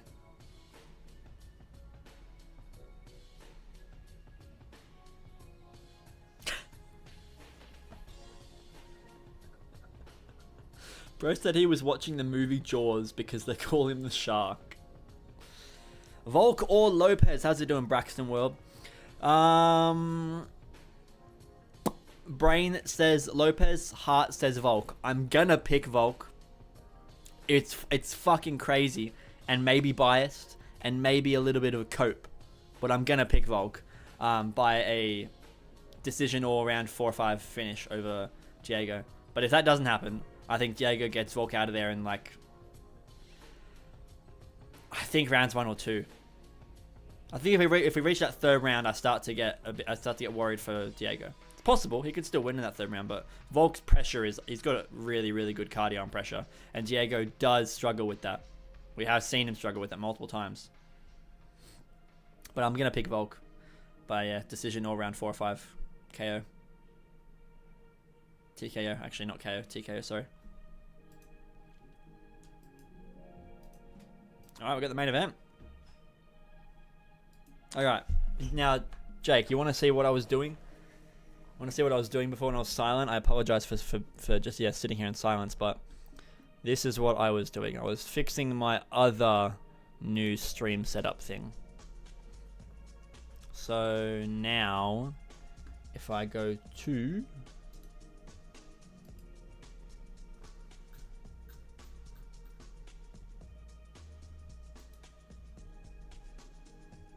I just go to open this real quick, how does it look? Nice, you can see everything now. That's what I wanted. Cool. So now,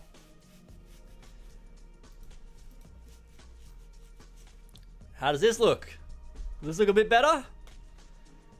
We like this a bit more than the way it used to look, hey? I like this a lot more than the way it used to look. See a lot more of the screen. I might make my face bigger, I'm not sure. I haven't decided on that yet, but I like this. I like this a lot more. Better pick Volk with that accent. Volk is back, trust. Yeah. I can't really go against Volk.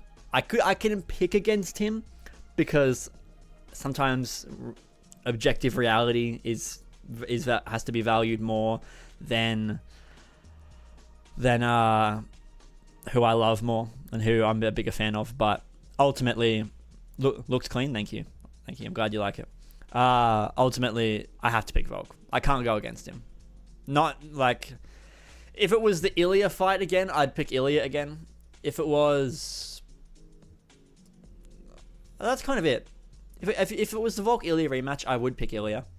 But Diego Lopez is a step down from Ilya. He's still really fucking good, but Diego Lopez is more of an Oliveira, whereas Ilya is more of a McGregor, if that makes sense. Ilya is like unbeatable right now, on a run of a lifetime, looking for legacy fights. Diego Lopez is more of like a Charles Oliveira, lost a few fights before, gets in there, goes on a really good finish streak, and is looking to get up there and take out the guy at the top. You know, that's the comparisons I'd make between the two. So, but I think that Diego Lopez is not as much of a threat to Volk as Ilya would have been. Hold on, let me do this real quick.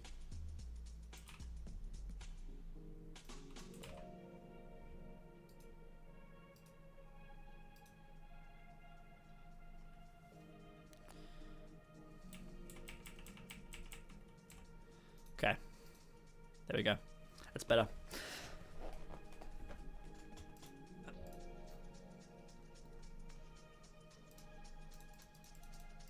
So. If this will ever load, what's going on? There we go. Big underdog here. I know it says moderate. That's a big underdog.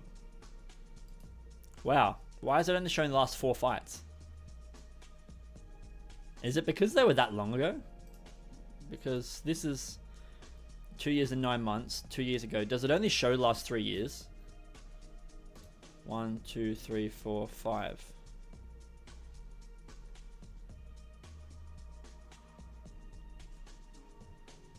Yeah, that was 3 years and 4 months ago. What about this? 1, 2, 3. No, wait, 1, 2, 3, 4. Yeah, that's interesting. So I didn't know that on Topology. In this little thing, it only shows you that it says the last 5 fights, but if it was more than 3 years ago, it doesn't show the fight. So only last 5 fights in last 5 fights in the last 3 years. This is the biggest thing, you know. That's the biggest thing to me. There's a big age gap, man. It's a fucking substantial age gap. Has to be mentioned. Has to be mentioned. It's a big one. So we'll have to see. We'll have to see how it goes. But I want to pick Emmett. I do. I really think Emmett can get it done, dude. Like, Kayo, Ricardo Lamas, lost to Jeremy Stevens, and then Johnson, KO. Mirsad Bektek, KO. Decision, and then loses to Yair, loses to Ilya. 2 top-level guys, okay? And then he knocks out Mitchell, who's no short notice, obviously, but not an easy guy, you know? Even Ilya didn't knock him out. Ilya submitted him. And Bragatona submitted him as well. And he got armbarred. That's not the first time he's ever got knocked out. Interesting. Very interesting. Lerone, he doesn't get finishes, man. He just doesn't. Like, Ricardo Ramos, sure, but that's not the best guy to get finishes over. He's been finished a fair few times. Right? Yeah, he's been finished a lot now. Lerone Murphy kind of started it, but came in, lost to Saeed, then won 2 more. Then Lerone finished him. And then it win, loss, lost to Julian Arosa, win, loss. Yeah. Rough. Dude, 6 and 8. 8 and 6, actually. Sorry. And then, who the fuck's this guy? Okay, what kind of fucking photo is that? This is Tapology, not fucking Tinder. What the fuck? Okay, anyway. He trains out of SBG. Okay, that's interesting. 36. His Finnish. Kurdistan. Right, this guy's all over the place. Born in Kurdistan, fights out of Finland, and trains affiliated in China. China? What the fuck am I saying? Ireland. Whoa, okay, yikes. Yeah. Look, dude, he finished that guy. That guy was on a fucking 2-fight losing streak. It was 1 and 3 in his last 4. Lost to Allen. Beat Jason Knight. Lost to Shane Burgos. Lost to Barboza. Beat Mike Grundy. He lost to Jonathan Pierce and Jack Shaw. Nah, it's not a good win, man. Lerone just doesn't have good wins by finish. You know, those are his only 2 finishes. They're not great. Douglas De Silva de Andrade is not even a featherweight. He's not even a featherweight. He's a bantamweight now. He's fucking 5'7". He's tiny. Lerone's how tall? 5'9"? Yeah.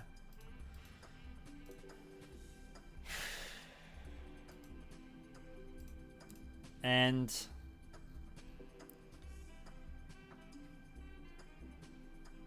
yeah, I mean, yeah, that's just not great. These are good wins. I like these for these 3 wins here for Lerone Murphy. This I didn't think he won. These aren't good wins. Good performance. And good performance. Maybe good performance. I didn't watch it, but not good competition is what I should say. Not good competition. Emmett's fighting killers, man. He's been fighting killers for like 5 years at this point. Where's the fucking...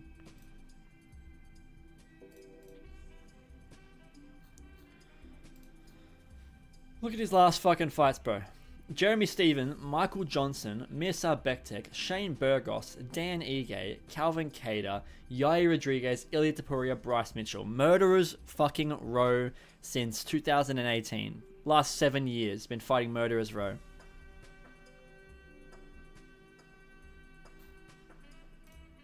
I've got him. I got Emmett. He's short. He's 3 inches shorter than him. He's very short. He's got 3.5 inch reach disadvantage. Still gonna pick him. Still gonna pick him. I gotta. I can't not. Unfortunately, I can't not. Anyway.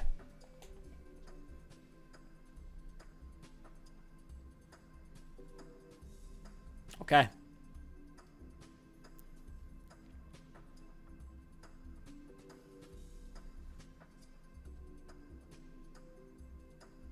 Let's do it.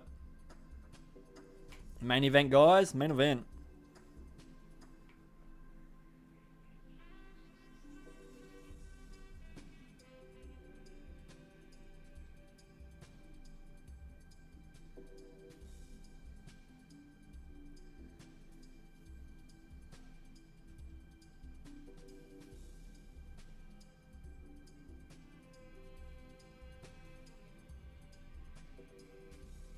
Alright. Fighter introductions. Here we go.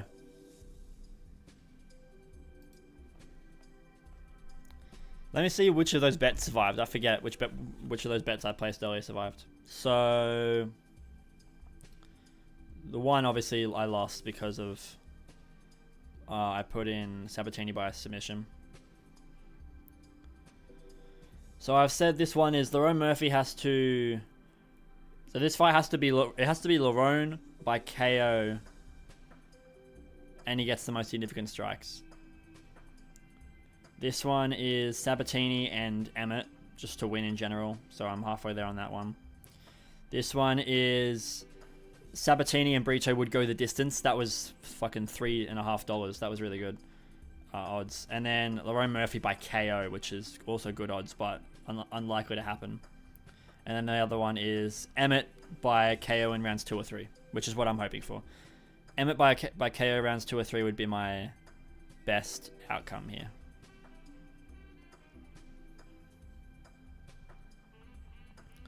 As long as one of them wins by KO, though, I'm good.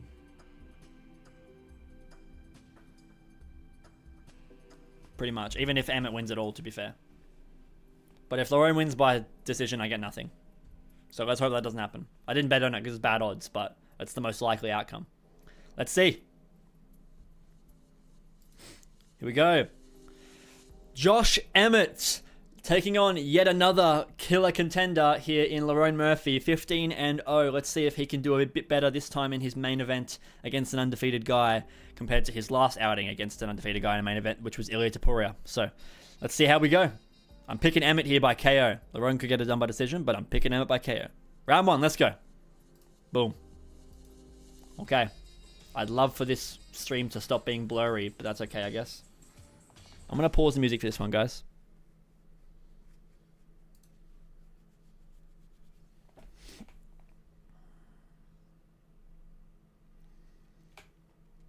Alright, so far Lerone's keeping his distance. Emmett's trying to dart in a little bit.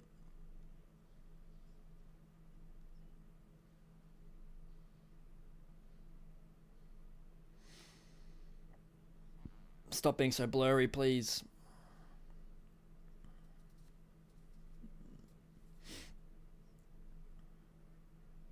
Oh my god, the blurriness is insane. What's going on? Nice left hand there for Lerone. Shot to the body there for Emmett. Right hand, that was nice. I'm sorry, I have to pause this. I have to pause this and refresh. It's so blurry. It's so blurry. Please don't let a fucking KO happen in the fucking 5 seconds that I'm gone. Okay, that's better. Thank you. Alright. Let me let this catch up. And we're live again. Cool. Front kick to the body for Lerone.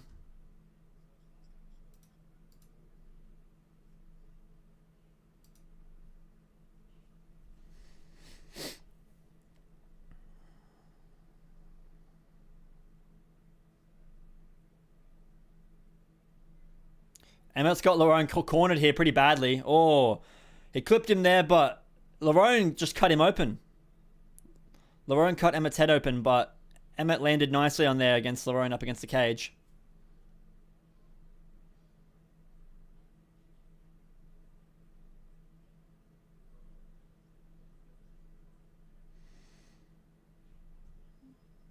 Lerone's definitely trying to keep his distance. He is not going to be the one to rush in here. It's going to be Emmett every time.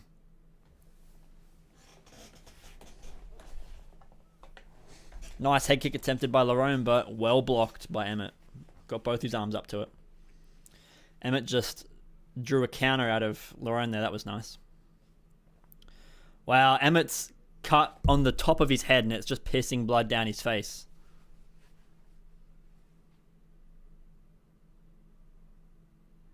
It's cut on the scalp, which is interesting. Like a hairline cut or something.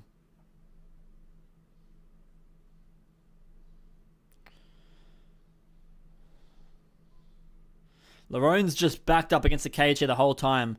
Josh is standing right in front of him. Lerone tried to step in with an elbow again. Failed that time.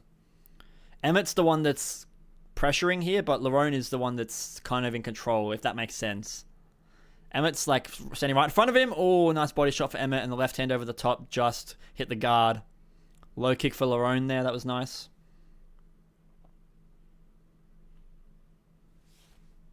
Oh!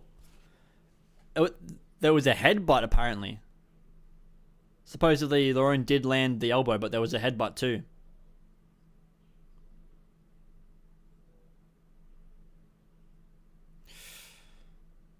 It's a lot of blood on Josh Emmett's face there. Lerone might win the round just based on that cut, honestly. Especially in a kind of close tit for tat striking battle here, where there's not really any clear dominance.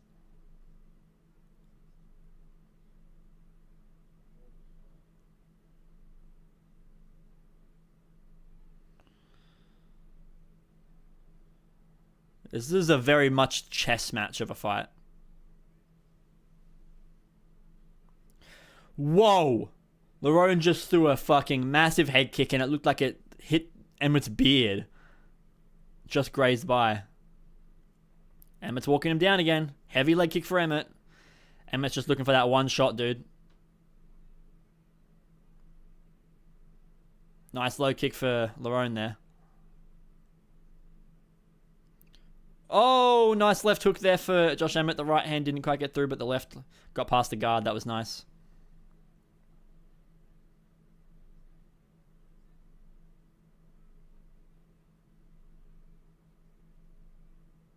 Oh!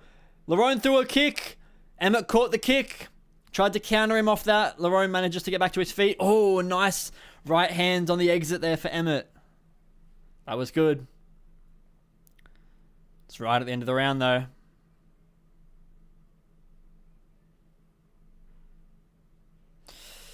That round could be hard to score. I think it goes to Lerone. But I could see a judge giving that to Emmett, weirdly. But I think it goes to Lerone. I do give that round to Lerone Murphy. Alright. Let me skip forward a bit because I'm a bit behind. Alright, now I'm live again. Okay. I like what I'm seeing from Emmett. He's doing okay, but he is losing. Oh, yeah. Oh, it was the clash of heads that caused the cut. Yeah, wow. Lerone landed an elbow, but that didn't cut him. The clash of heads cut him. Okay. You gotta take that into consideration. But the judges won't, because they score it before they know that. Not sure about that round either, yeah. Round 2.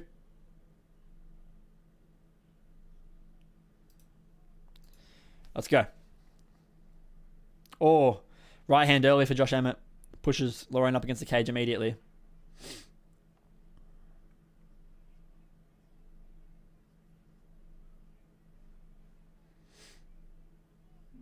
Oh, nice takedown from Emmett here. He just picked Lerone Murphy up and threw him! Emmett just threw Lerone Murphy!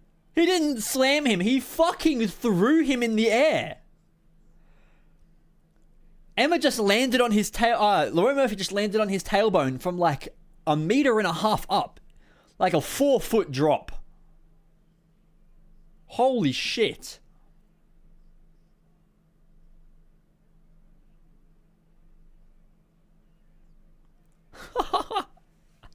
That was insane. Emmett's in on this takedown still. He's trying to collect the legs of Lerone Murphy up against the cage here.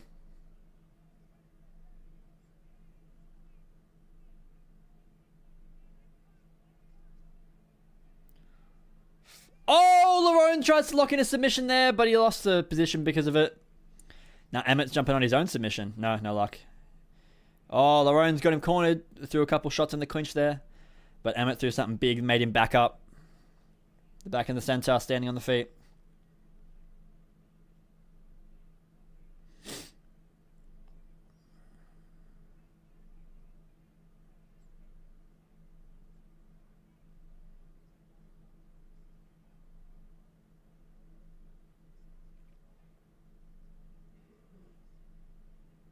Lerone's pressuring Emmett. Oh, spinning back kick. That was close.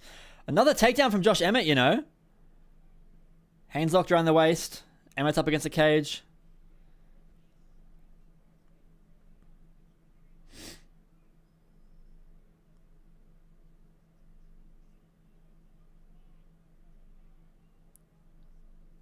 Knees incoming from Emmett, maybe. Looks like he's about to throw a knee. In the clinch here. Nope. Lerone threw a knee. Oh, heavy to the body. That was nice from Lerone Murphy. Emmett's got his arms locked around the waist. He's a bit short, though. He's not got a great base on him here. Nice knee to the body again from Lerone Murphy there. Watch out for that knee to the head, Emmett. Watch out for that knee to the head. Your head's on the outside there. Another knee to the body attempted by Lerone Murphy. Murphy tries to jump on a guillotine here. Oh. Some light tappy shots from Murphy there on the side of Emmett's head. They break back in the center now.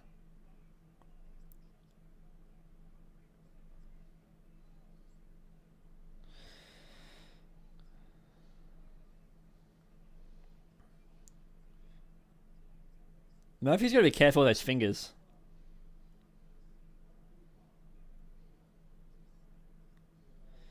Lerone's walking him down now. That's where he wants to be. With Emmett backing up.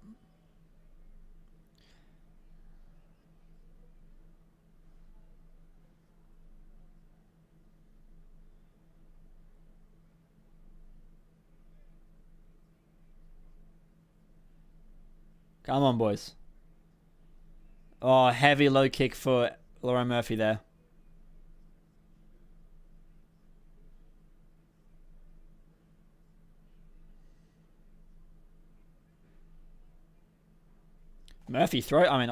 Emmett, throw something. You're just standing in front of him right now. Oh, Emmett tried a left hook there. Lerone ducked under it. I'm going to see you throw more than that, though, Emmett. He's got nothing to be worried about. You're not feinting things. You're not giving him stuff to think you're going to throw. And if you do feint, he's not going to believe it because you're not throwing. Nice 1-2 there for Emmett. First one missed, second one got through.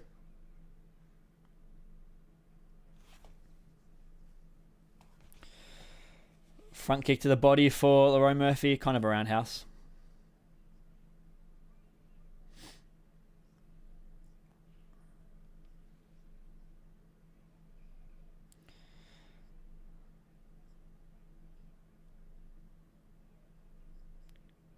Much better round for Lerone Murphy.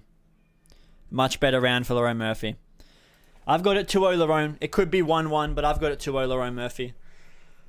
I don't like this. I want to see a bit more activity from Lerone. I want to see him being more aggressive. And I want to see Emmett giving more opposition, man. He's just not giving a whole lot of offense for Murphy to be worried about. So Murphy has no reason to be scared of anything, really. He kind of knows he's safe all the time until he sees a massive overhand coming. And as long as he doesn't get himself into a position where he's going to get caught with a massive overhand, he's essentially invincible.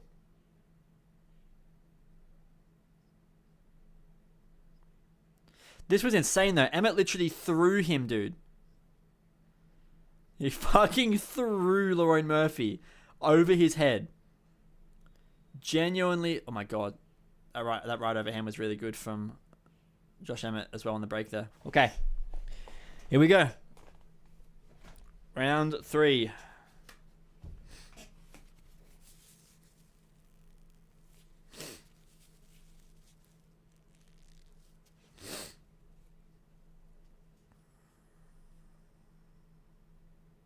Let's go. Round 3. Okay.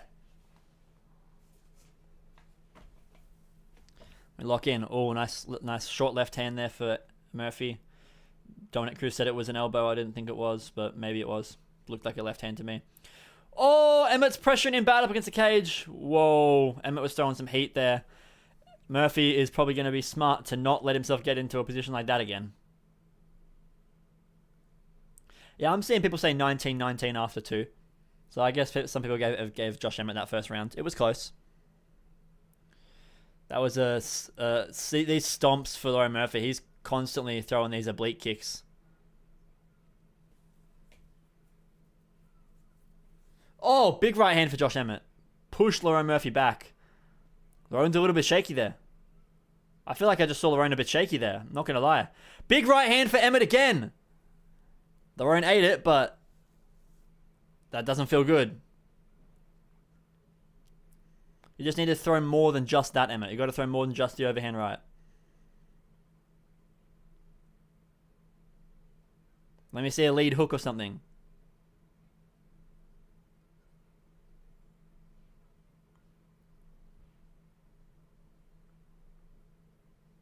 Hey kick attempted by Lerone Murphy there, no luck.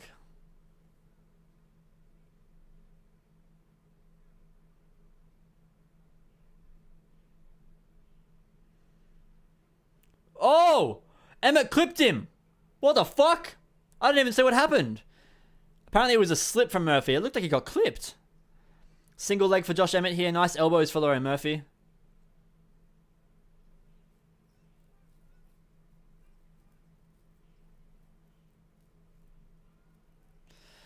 Emmett might pick him up again.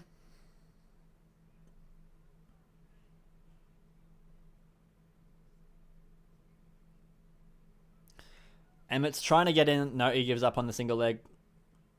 It's just looking for a body lock now. Murphy's probably about to break out of this, though. He might throw an elbow on the break. Watch out, Emmett. Be careful with the elbow. Careful with the elbow. Yep, you got clipped with it. You got clipped with the elbow on the break. Saw that coming.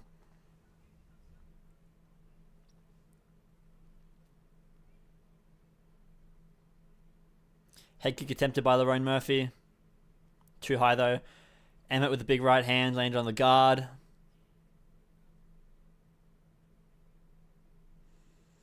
Emmett, I'm going to need to see you put yourself in more danger because Lerone's not really hurting you. And you are hurting him. I want to see you just kind of let go. I want to see Emmett just let go a little bit and just kind of swing for Murphy.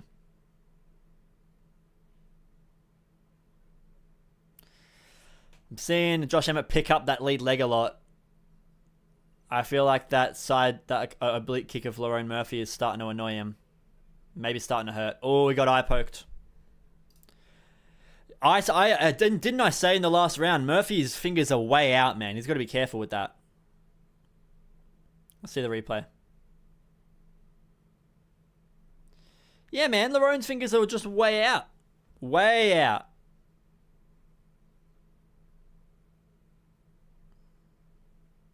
All right. Okay. Stern warning. I'll take a point if you do it again. Honestly, I want to see more of that in fights these days.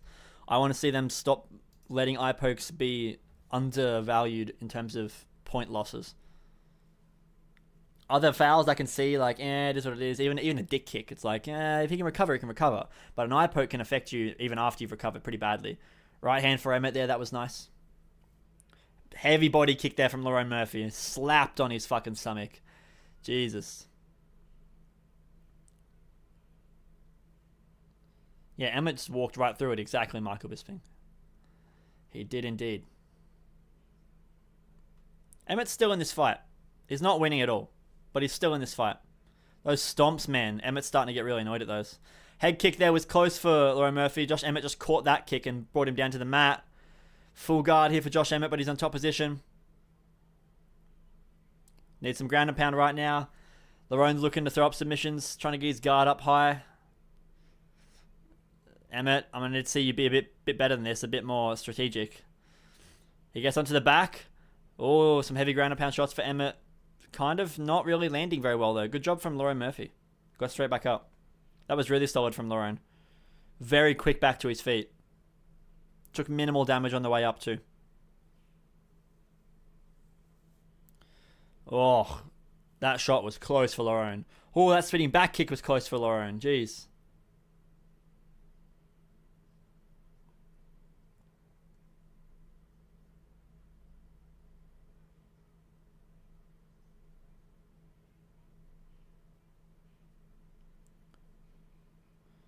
Ten seconds left. Oh! Front kick to the face for Lerone at the end there. Damn. Damn. I've got it 3-0. I've got it 3-0 Murphy, but it could be 2-1. If Emmett wins these last two rounds, he could win a decision. I do not see that happening, though.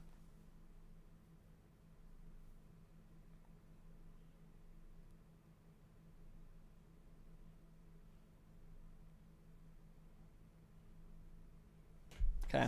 Lerone, sorry. Emmett looks very tired. In his corner, he looks very tired. But do you know what kind of tired he looks? He looks weight cut tired. Which is a bit worrying. Oh, man, those stomps for Lerone. I can see why those are pissing off Emmett. There was a nice body kick there from Lerone in the round earlier as well, yeah. All right, here we go. Fourth round.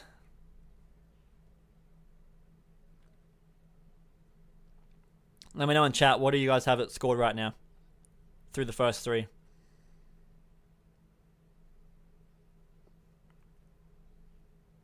Round 4, let's go.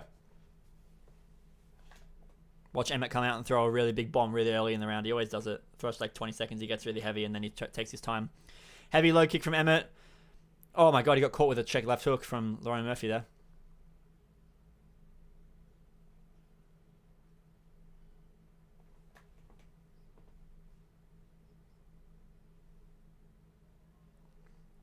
Jesus! Heavy low kick from Murphy right as Josh Emmett was throwing his own kick, I think. And it almost knocked him right off his feet. 2-1 Murphy? Yep. Me too. Oh, I got 3-0, but I also see 2-1 Murphy.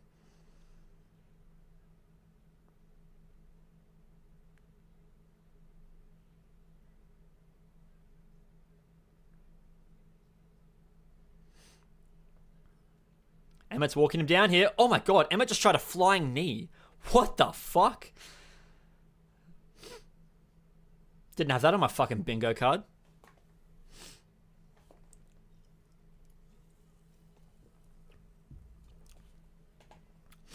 Close counter there for Lerone. Almost landed it. Tried a front kick to the face there. No luck. Yeah, Emmett needs to be a bit better with this kick defense and then countering off the kicks of Lerone Murphy.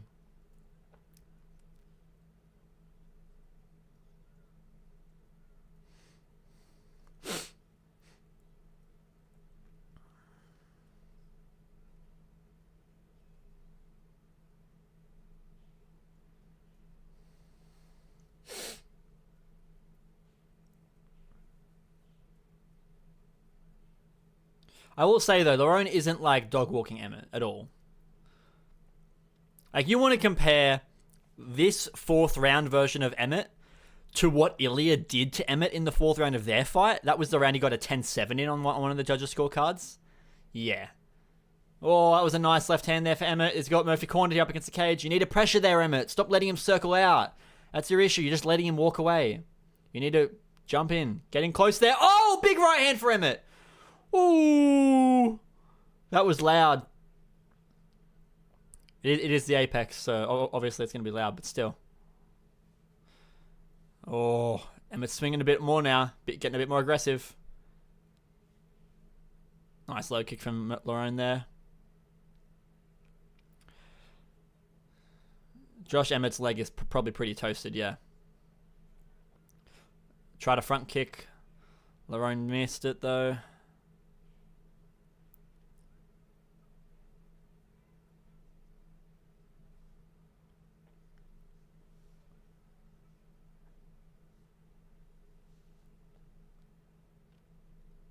Josh Emmett's trying to corner him here and pressure him. Again, you just let him circle out, Emmett. Stop letting him get his back off the cage. You need him backed up on the cage, brother. Yeah, you can see Emmett getting pissed off from that oblique kick. It's annoying the shit out of him. He keeps dropping his hands and going like, oh.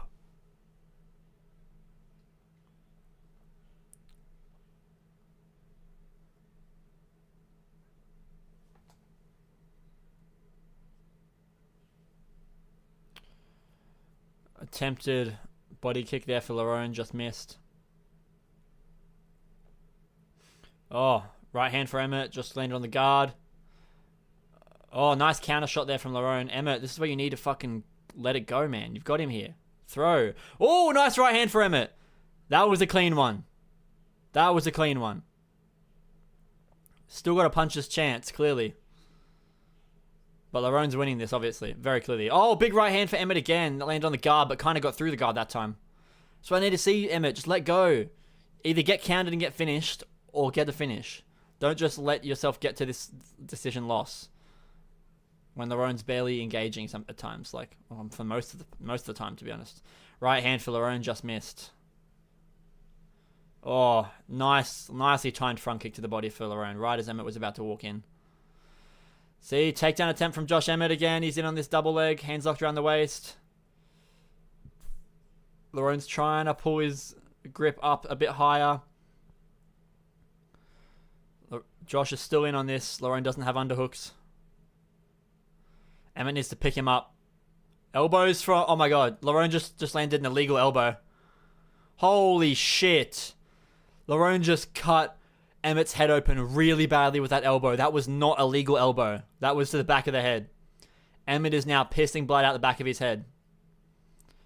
Even the referee is staring at it like... God.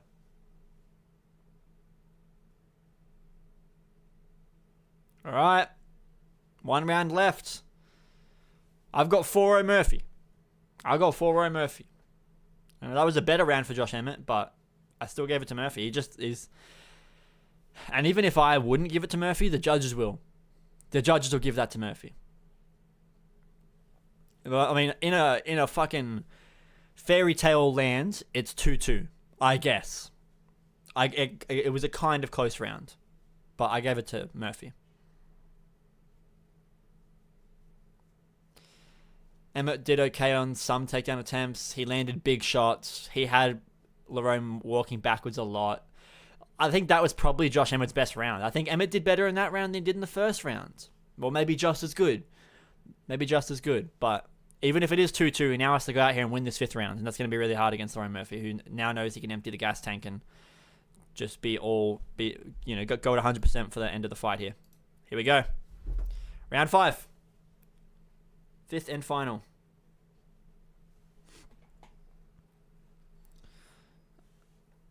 You could argue both guys should be looking for a finish here. Yeah, there we go. I'm seeing 2-2 on the scorecards.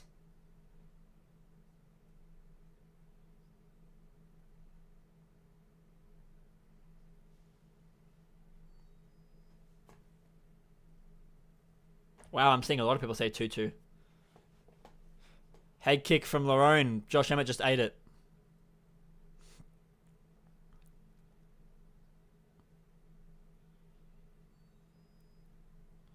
Emmett's walking him down. Come on, Emmett. Corner him. Big right hand for Emmett. Just missed. It grazed him, but not strong enough. Uppercut, Emmett. Uppercut. Oh, you should have fucking uppercut him there. You're in the clinch with him. Oh, he just missed that low kick. And Emmett almost countered him with that right hand. He just got out of the way there. That was really close to being a knockout shot there. Nice jab from Josh Emmett. Emmett looks a lot better right now. I'm not going to lie. I think I might actually give that round to... I don't know, man. It's so fucking hard to score. Part of me does want to say Emmett has got a round or two, man. It's a very close fight.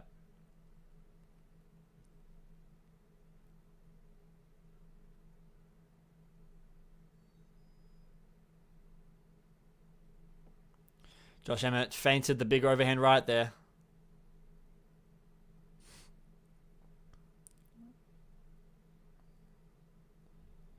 Lerone's just backing up the whole time right now. Oh, Emmett dipped out of the way of that counter combination from Lerone. Nice left hook from Lerone there. That was clean. Right in the chin. One of the best punches he's landed.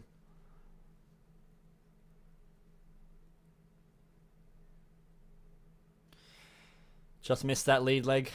That lead kick for Lerone. Emmett's in close here, though. He's pressuring. I like what I'm seeing from Emmett, though. There's more game plan here. He's like setting up counters. He's getting into an exchange and then setting something up to land from it. Nice shot. Emmett! What are you doing? Why are you shooting for a takedown? What? What the fuck was that? Why did he just cornered Lerone, clipped him, Lerone was just covering up, and he shoots a takedown? What the fuck? Emmett! You're arguably winning the round. I'm gonna need you to not shoot another fucking takedown ever again. Not in this fight. Don't fucking shoot. Punch him. You were hitting him and you decided to shoot instead. Right hand for Josh Emmett there. Unless Emmett's got like broken hands or something, I'd have no idea why the fuck he would even consider shooting a takedown there. Up against the cage as well. Murphy had his back to the cage. Perfect for him to fucking defend a double leg that you don't even have any fucking depth to. Oh, shot for Lerone there just on the end of that. Oh, Emmett's pointing to the mat saying, come on, let's go.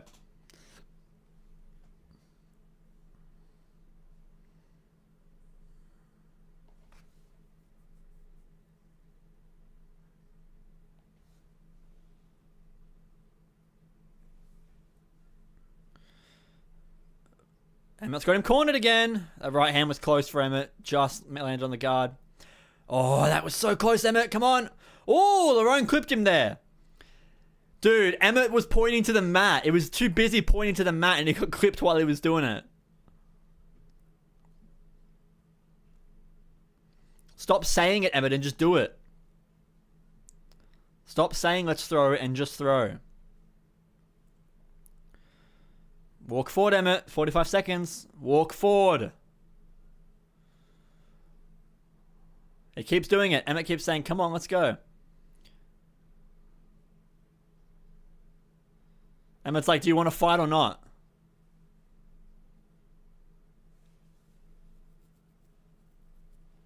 Oh my god, Emmett's swinging at him. Heavy. 20 seconds left. Josh Emmett's fucking taking the piss out of him, running away. Oh! Emmett was so close to a big right hand there. So close. 10 seconds left, that's it. Emmett's looking for one shot. 3 seconds left. That's it. Lerone wins that. Murphy, yep. It's at least 3-2 Murphy, but I think I've got it 4-1. I think I give Josh Emmett either the first or the fourth, but reminds me of Leon. He's just featherweight Leon, bro. It's fucking infuriating. I'm gonna make a post about that on Instagram later. Close enough. Welcome back, fucking Leon at featherweight. Same thing as well. Old as fuck, considered a contender. Lerone's 33 and they're like, who's a new contender? Coming up the rankings. And Leon was like 34. And they were like, he's on a big old win streak. You know, he's going to get his title shot here. Bro, these people are old. They're not like up-and-coming contenders. Lerone's a veteran, dude. Lerone has been in the UFC since fucking 2016. Where's his record? 2019. Sorry, 2019. He's been in the UFC for 6 years, cuz. He's 33. He's been here since he was 27. He's not a contender anymore. He's a veteran. But he's only had 9 fights in 6 years. Really annoyed. I didn't put any bets on points, I don't think. I don't think I put any bets on points.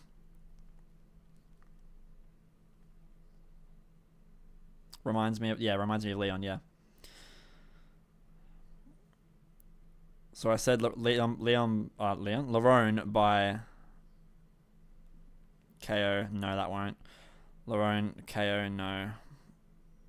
Emmett, no. I literally got nothing.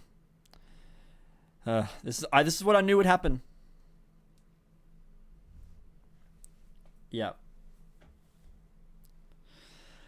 Lerone. That's very annoying to watch. Same thing with the Dan Ige fight. Lerone is very annoying to watch, man. Here comes Bisping. He's going to glaze the fuck out of him here. You win. You do win. You do win. 2-1. Boo.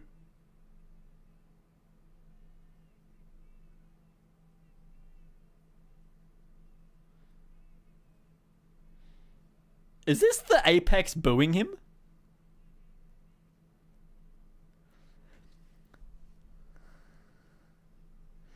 Bro, I've never heard someone get booed in the Apex. What? What? He's getting booed by the Apex crowd? It's like 15 people.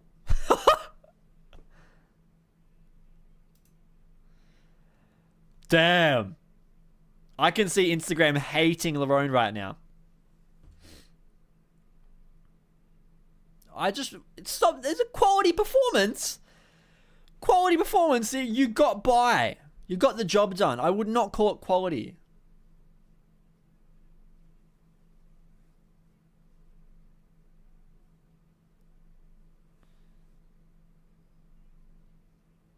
You'll fight again in July, will you? stay active 2 more fights this year, give him Movzar. He literally said I'll fight anyone in July just then. Movzar is looking for an opponent in June right now. So if he can do July instead, Movzar, that's very doable. That's very doable. However, Movzar might as well just kind of wait for this title shot at this point. Because he's getting a title shot against the winner of Lopez versus Volk. You know what I mean? If I have to match up Lerone Murphy with anyone, let's do it. Let's do it. Let me go to the rankings. I can't see what I'm doing. If I have to match him up with anyone, I'm going to say Lerone Murphy should fight... Why is Diego Lopez still with a black and white, bro? I hate when the guy's been in the UFC for like 3 years, 2 years, and they still don't have shit. He's been in here for like 18 months longer, and you still haven't got a fucking proper photo for him. Like, Jesus Christ. Number 10. He just beat number 8. You know what? I don't hate Yair. Like the loser, or the winner, sorry, of Yair versus Pitbull. Put him against Lerone. I don't hate that. Maybe if Pitbull beats Yair though, they're probably going to give him like a really high level fight. Like they might give Pitbull the loser of Diego and Volk. That could happen if he beats Yair.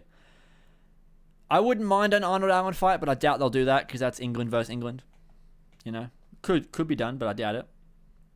I wouldn't mind Aljo versus Lerone. That'd be kind of fun to see if Lerone's actually got the grappling ability and to see how. I mean, we have seen Aljo against grapplers, to be fair, but you know what I mean. Who was his last 2 fights? Yeah, Kayo, that's right. I couldn't remember who he fought before Movzar. Yeah, I think that's probably the best. I think best case scenario is either Yair beats Pitbull and then you do Yair versus Murphy, or Yair loses to Pitbull and then you do Yair versus Murphy. Because Murphy's going to go up to 8, maybe 7, and then Yair will drop down to like 6 if he loses, and Pitbull will get placed in above him. So I think that's a pretty good fight.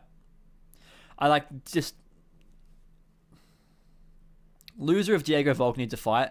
Loser of Diego Volk's probably getting like Arnold Allen. You know?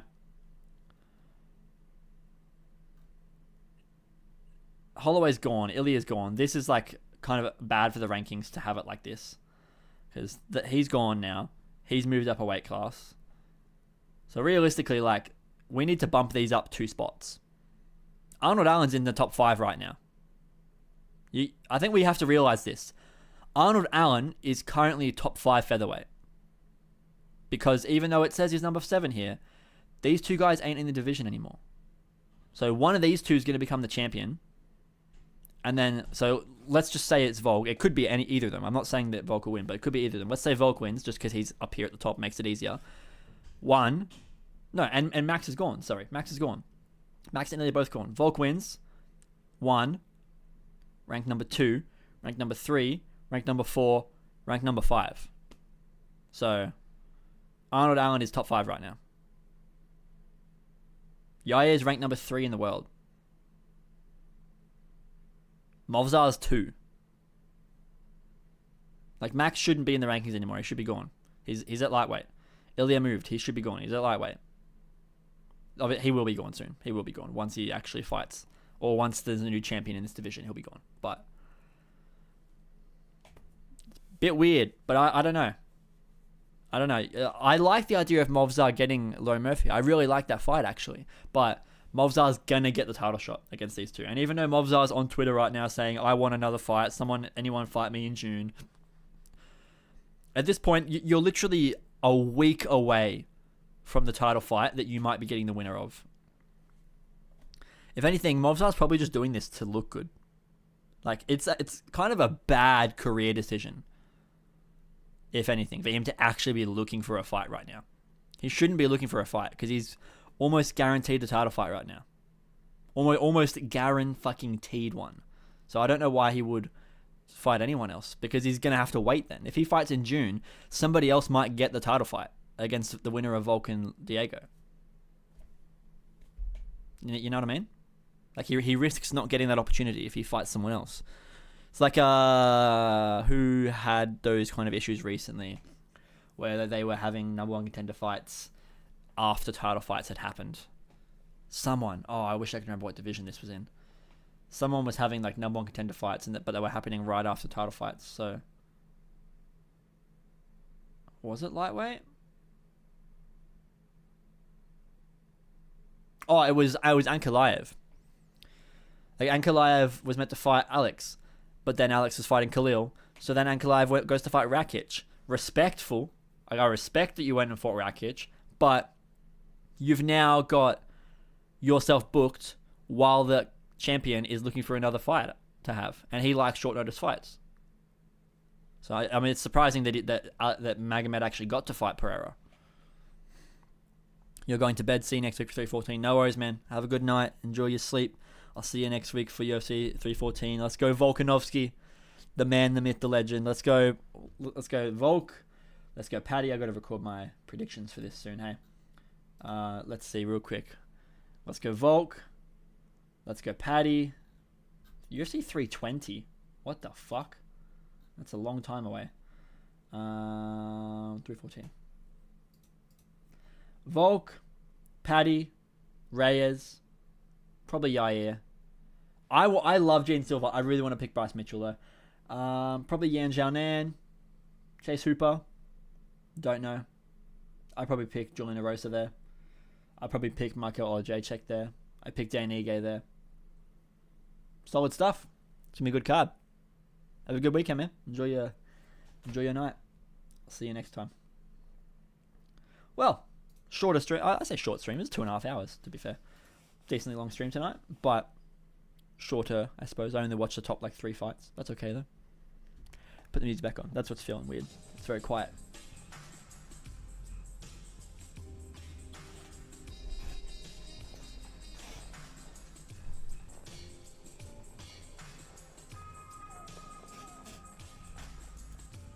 Let me actually really quickly do this. I'm going to make a video out of that.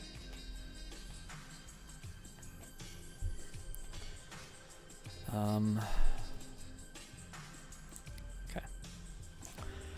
So let me know your guys' thoughts in the comments below. Who do you think that Lerone Murphy should fight next? And maybe Josh Emmett. What's next for Josh Emmett? That's also a pretty good question, right? He might end up having to fight somebody unranked really soon, being that he's lost 3 of his last 4 fights. He beat Bryce Mitchell, but Bryce Mitchell's currently fighting an unranked guy himself right now. So I reckon we get Emmett against maybe I'm talking 12 or 13. You know what I mean? Let's see real quick.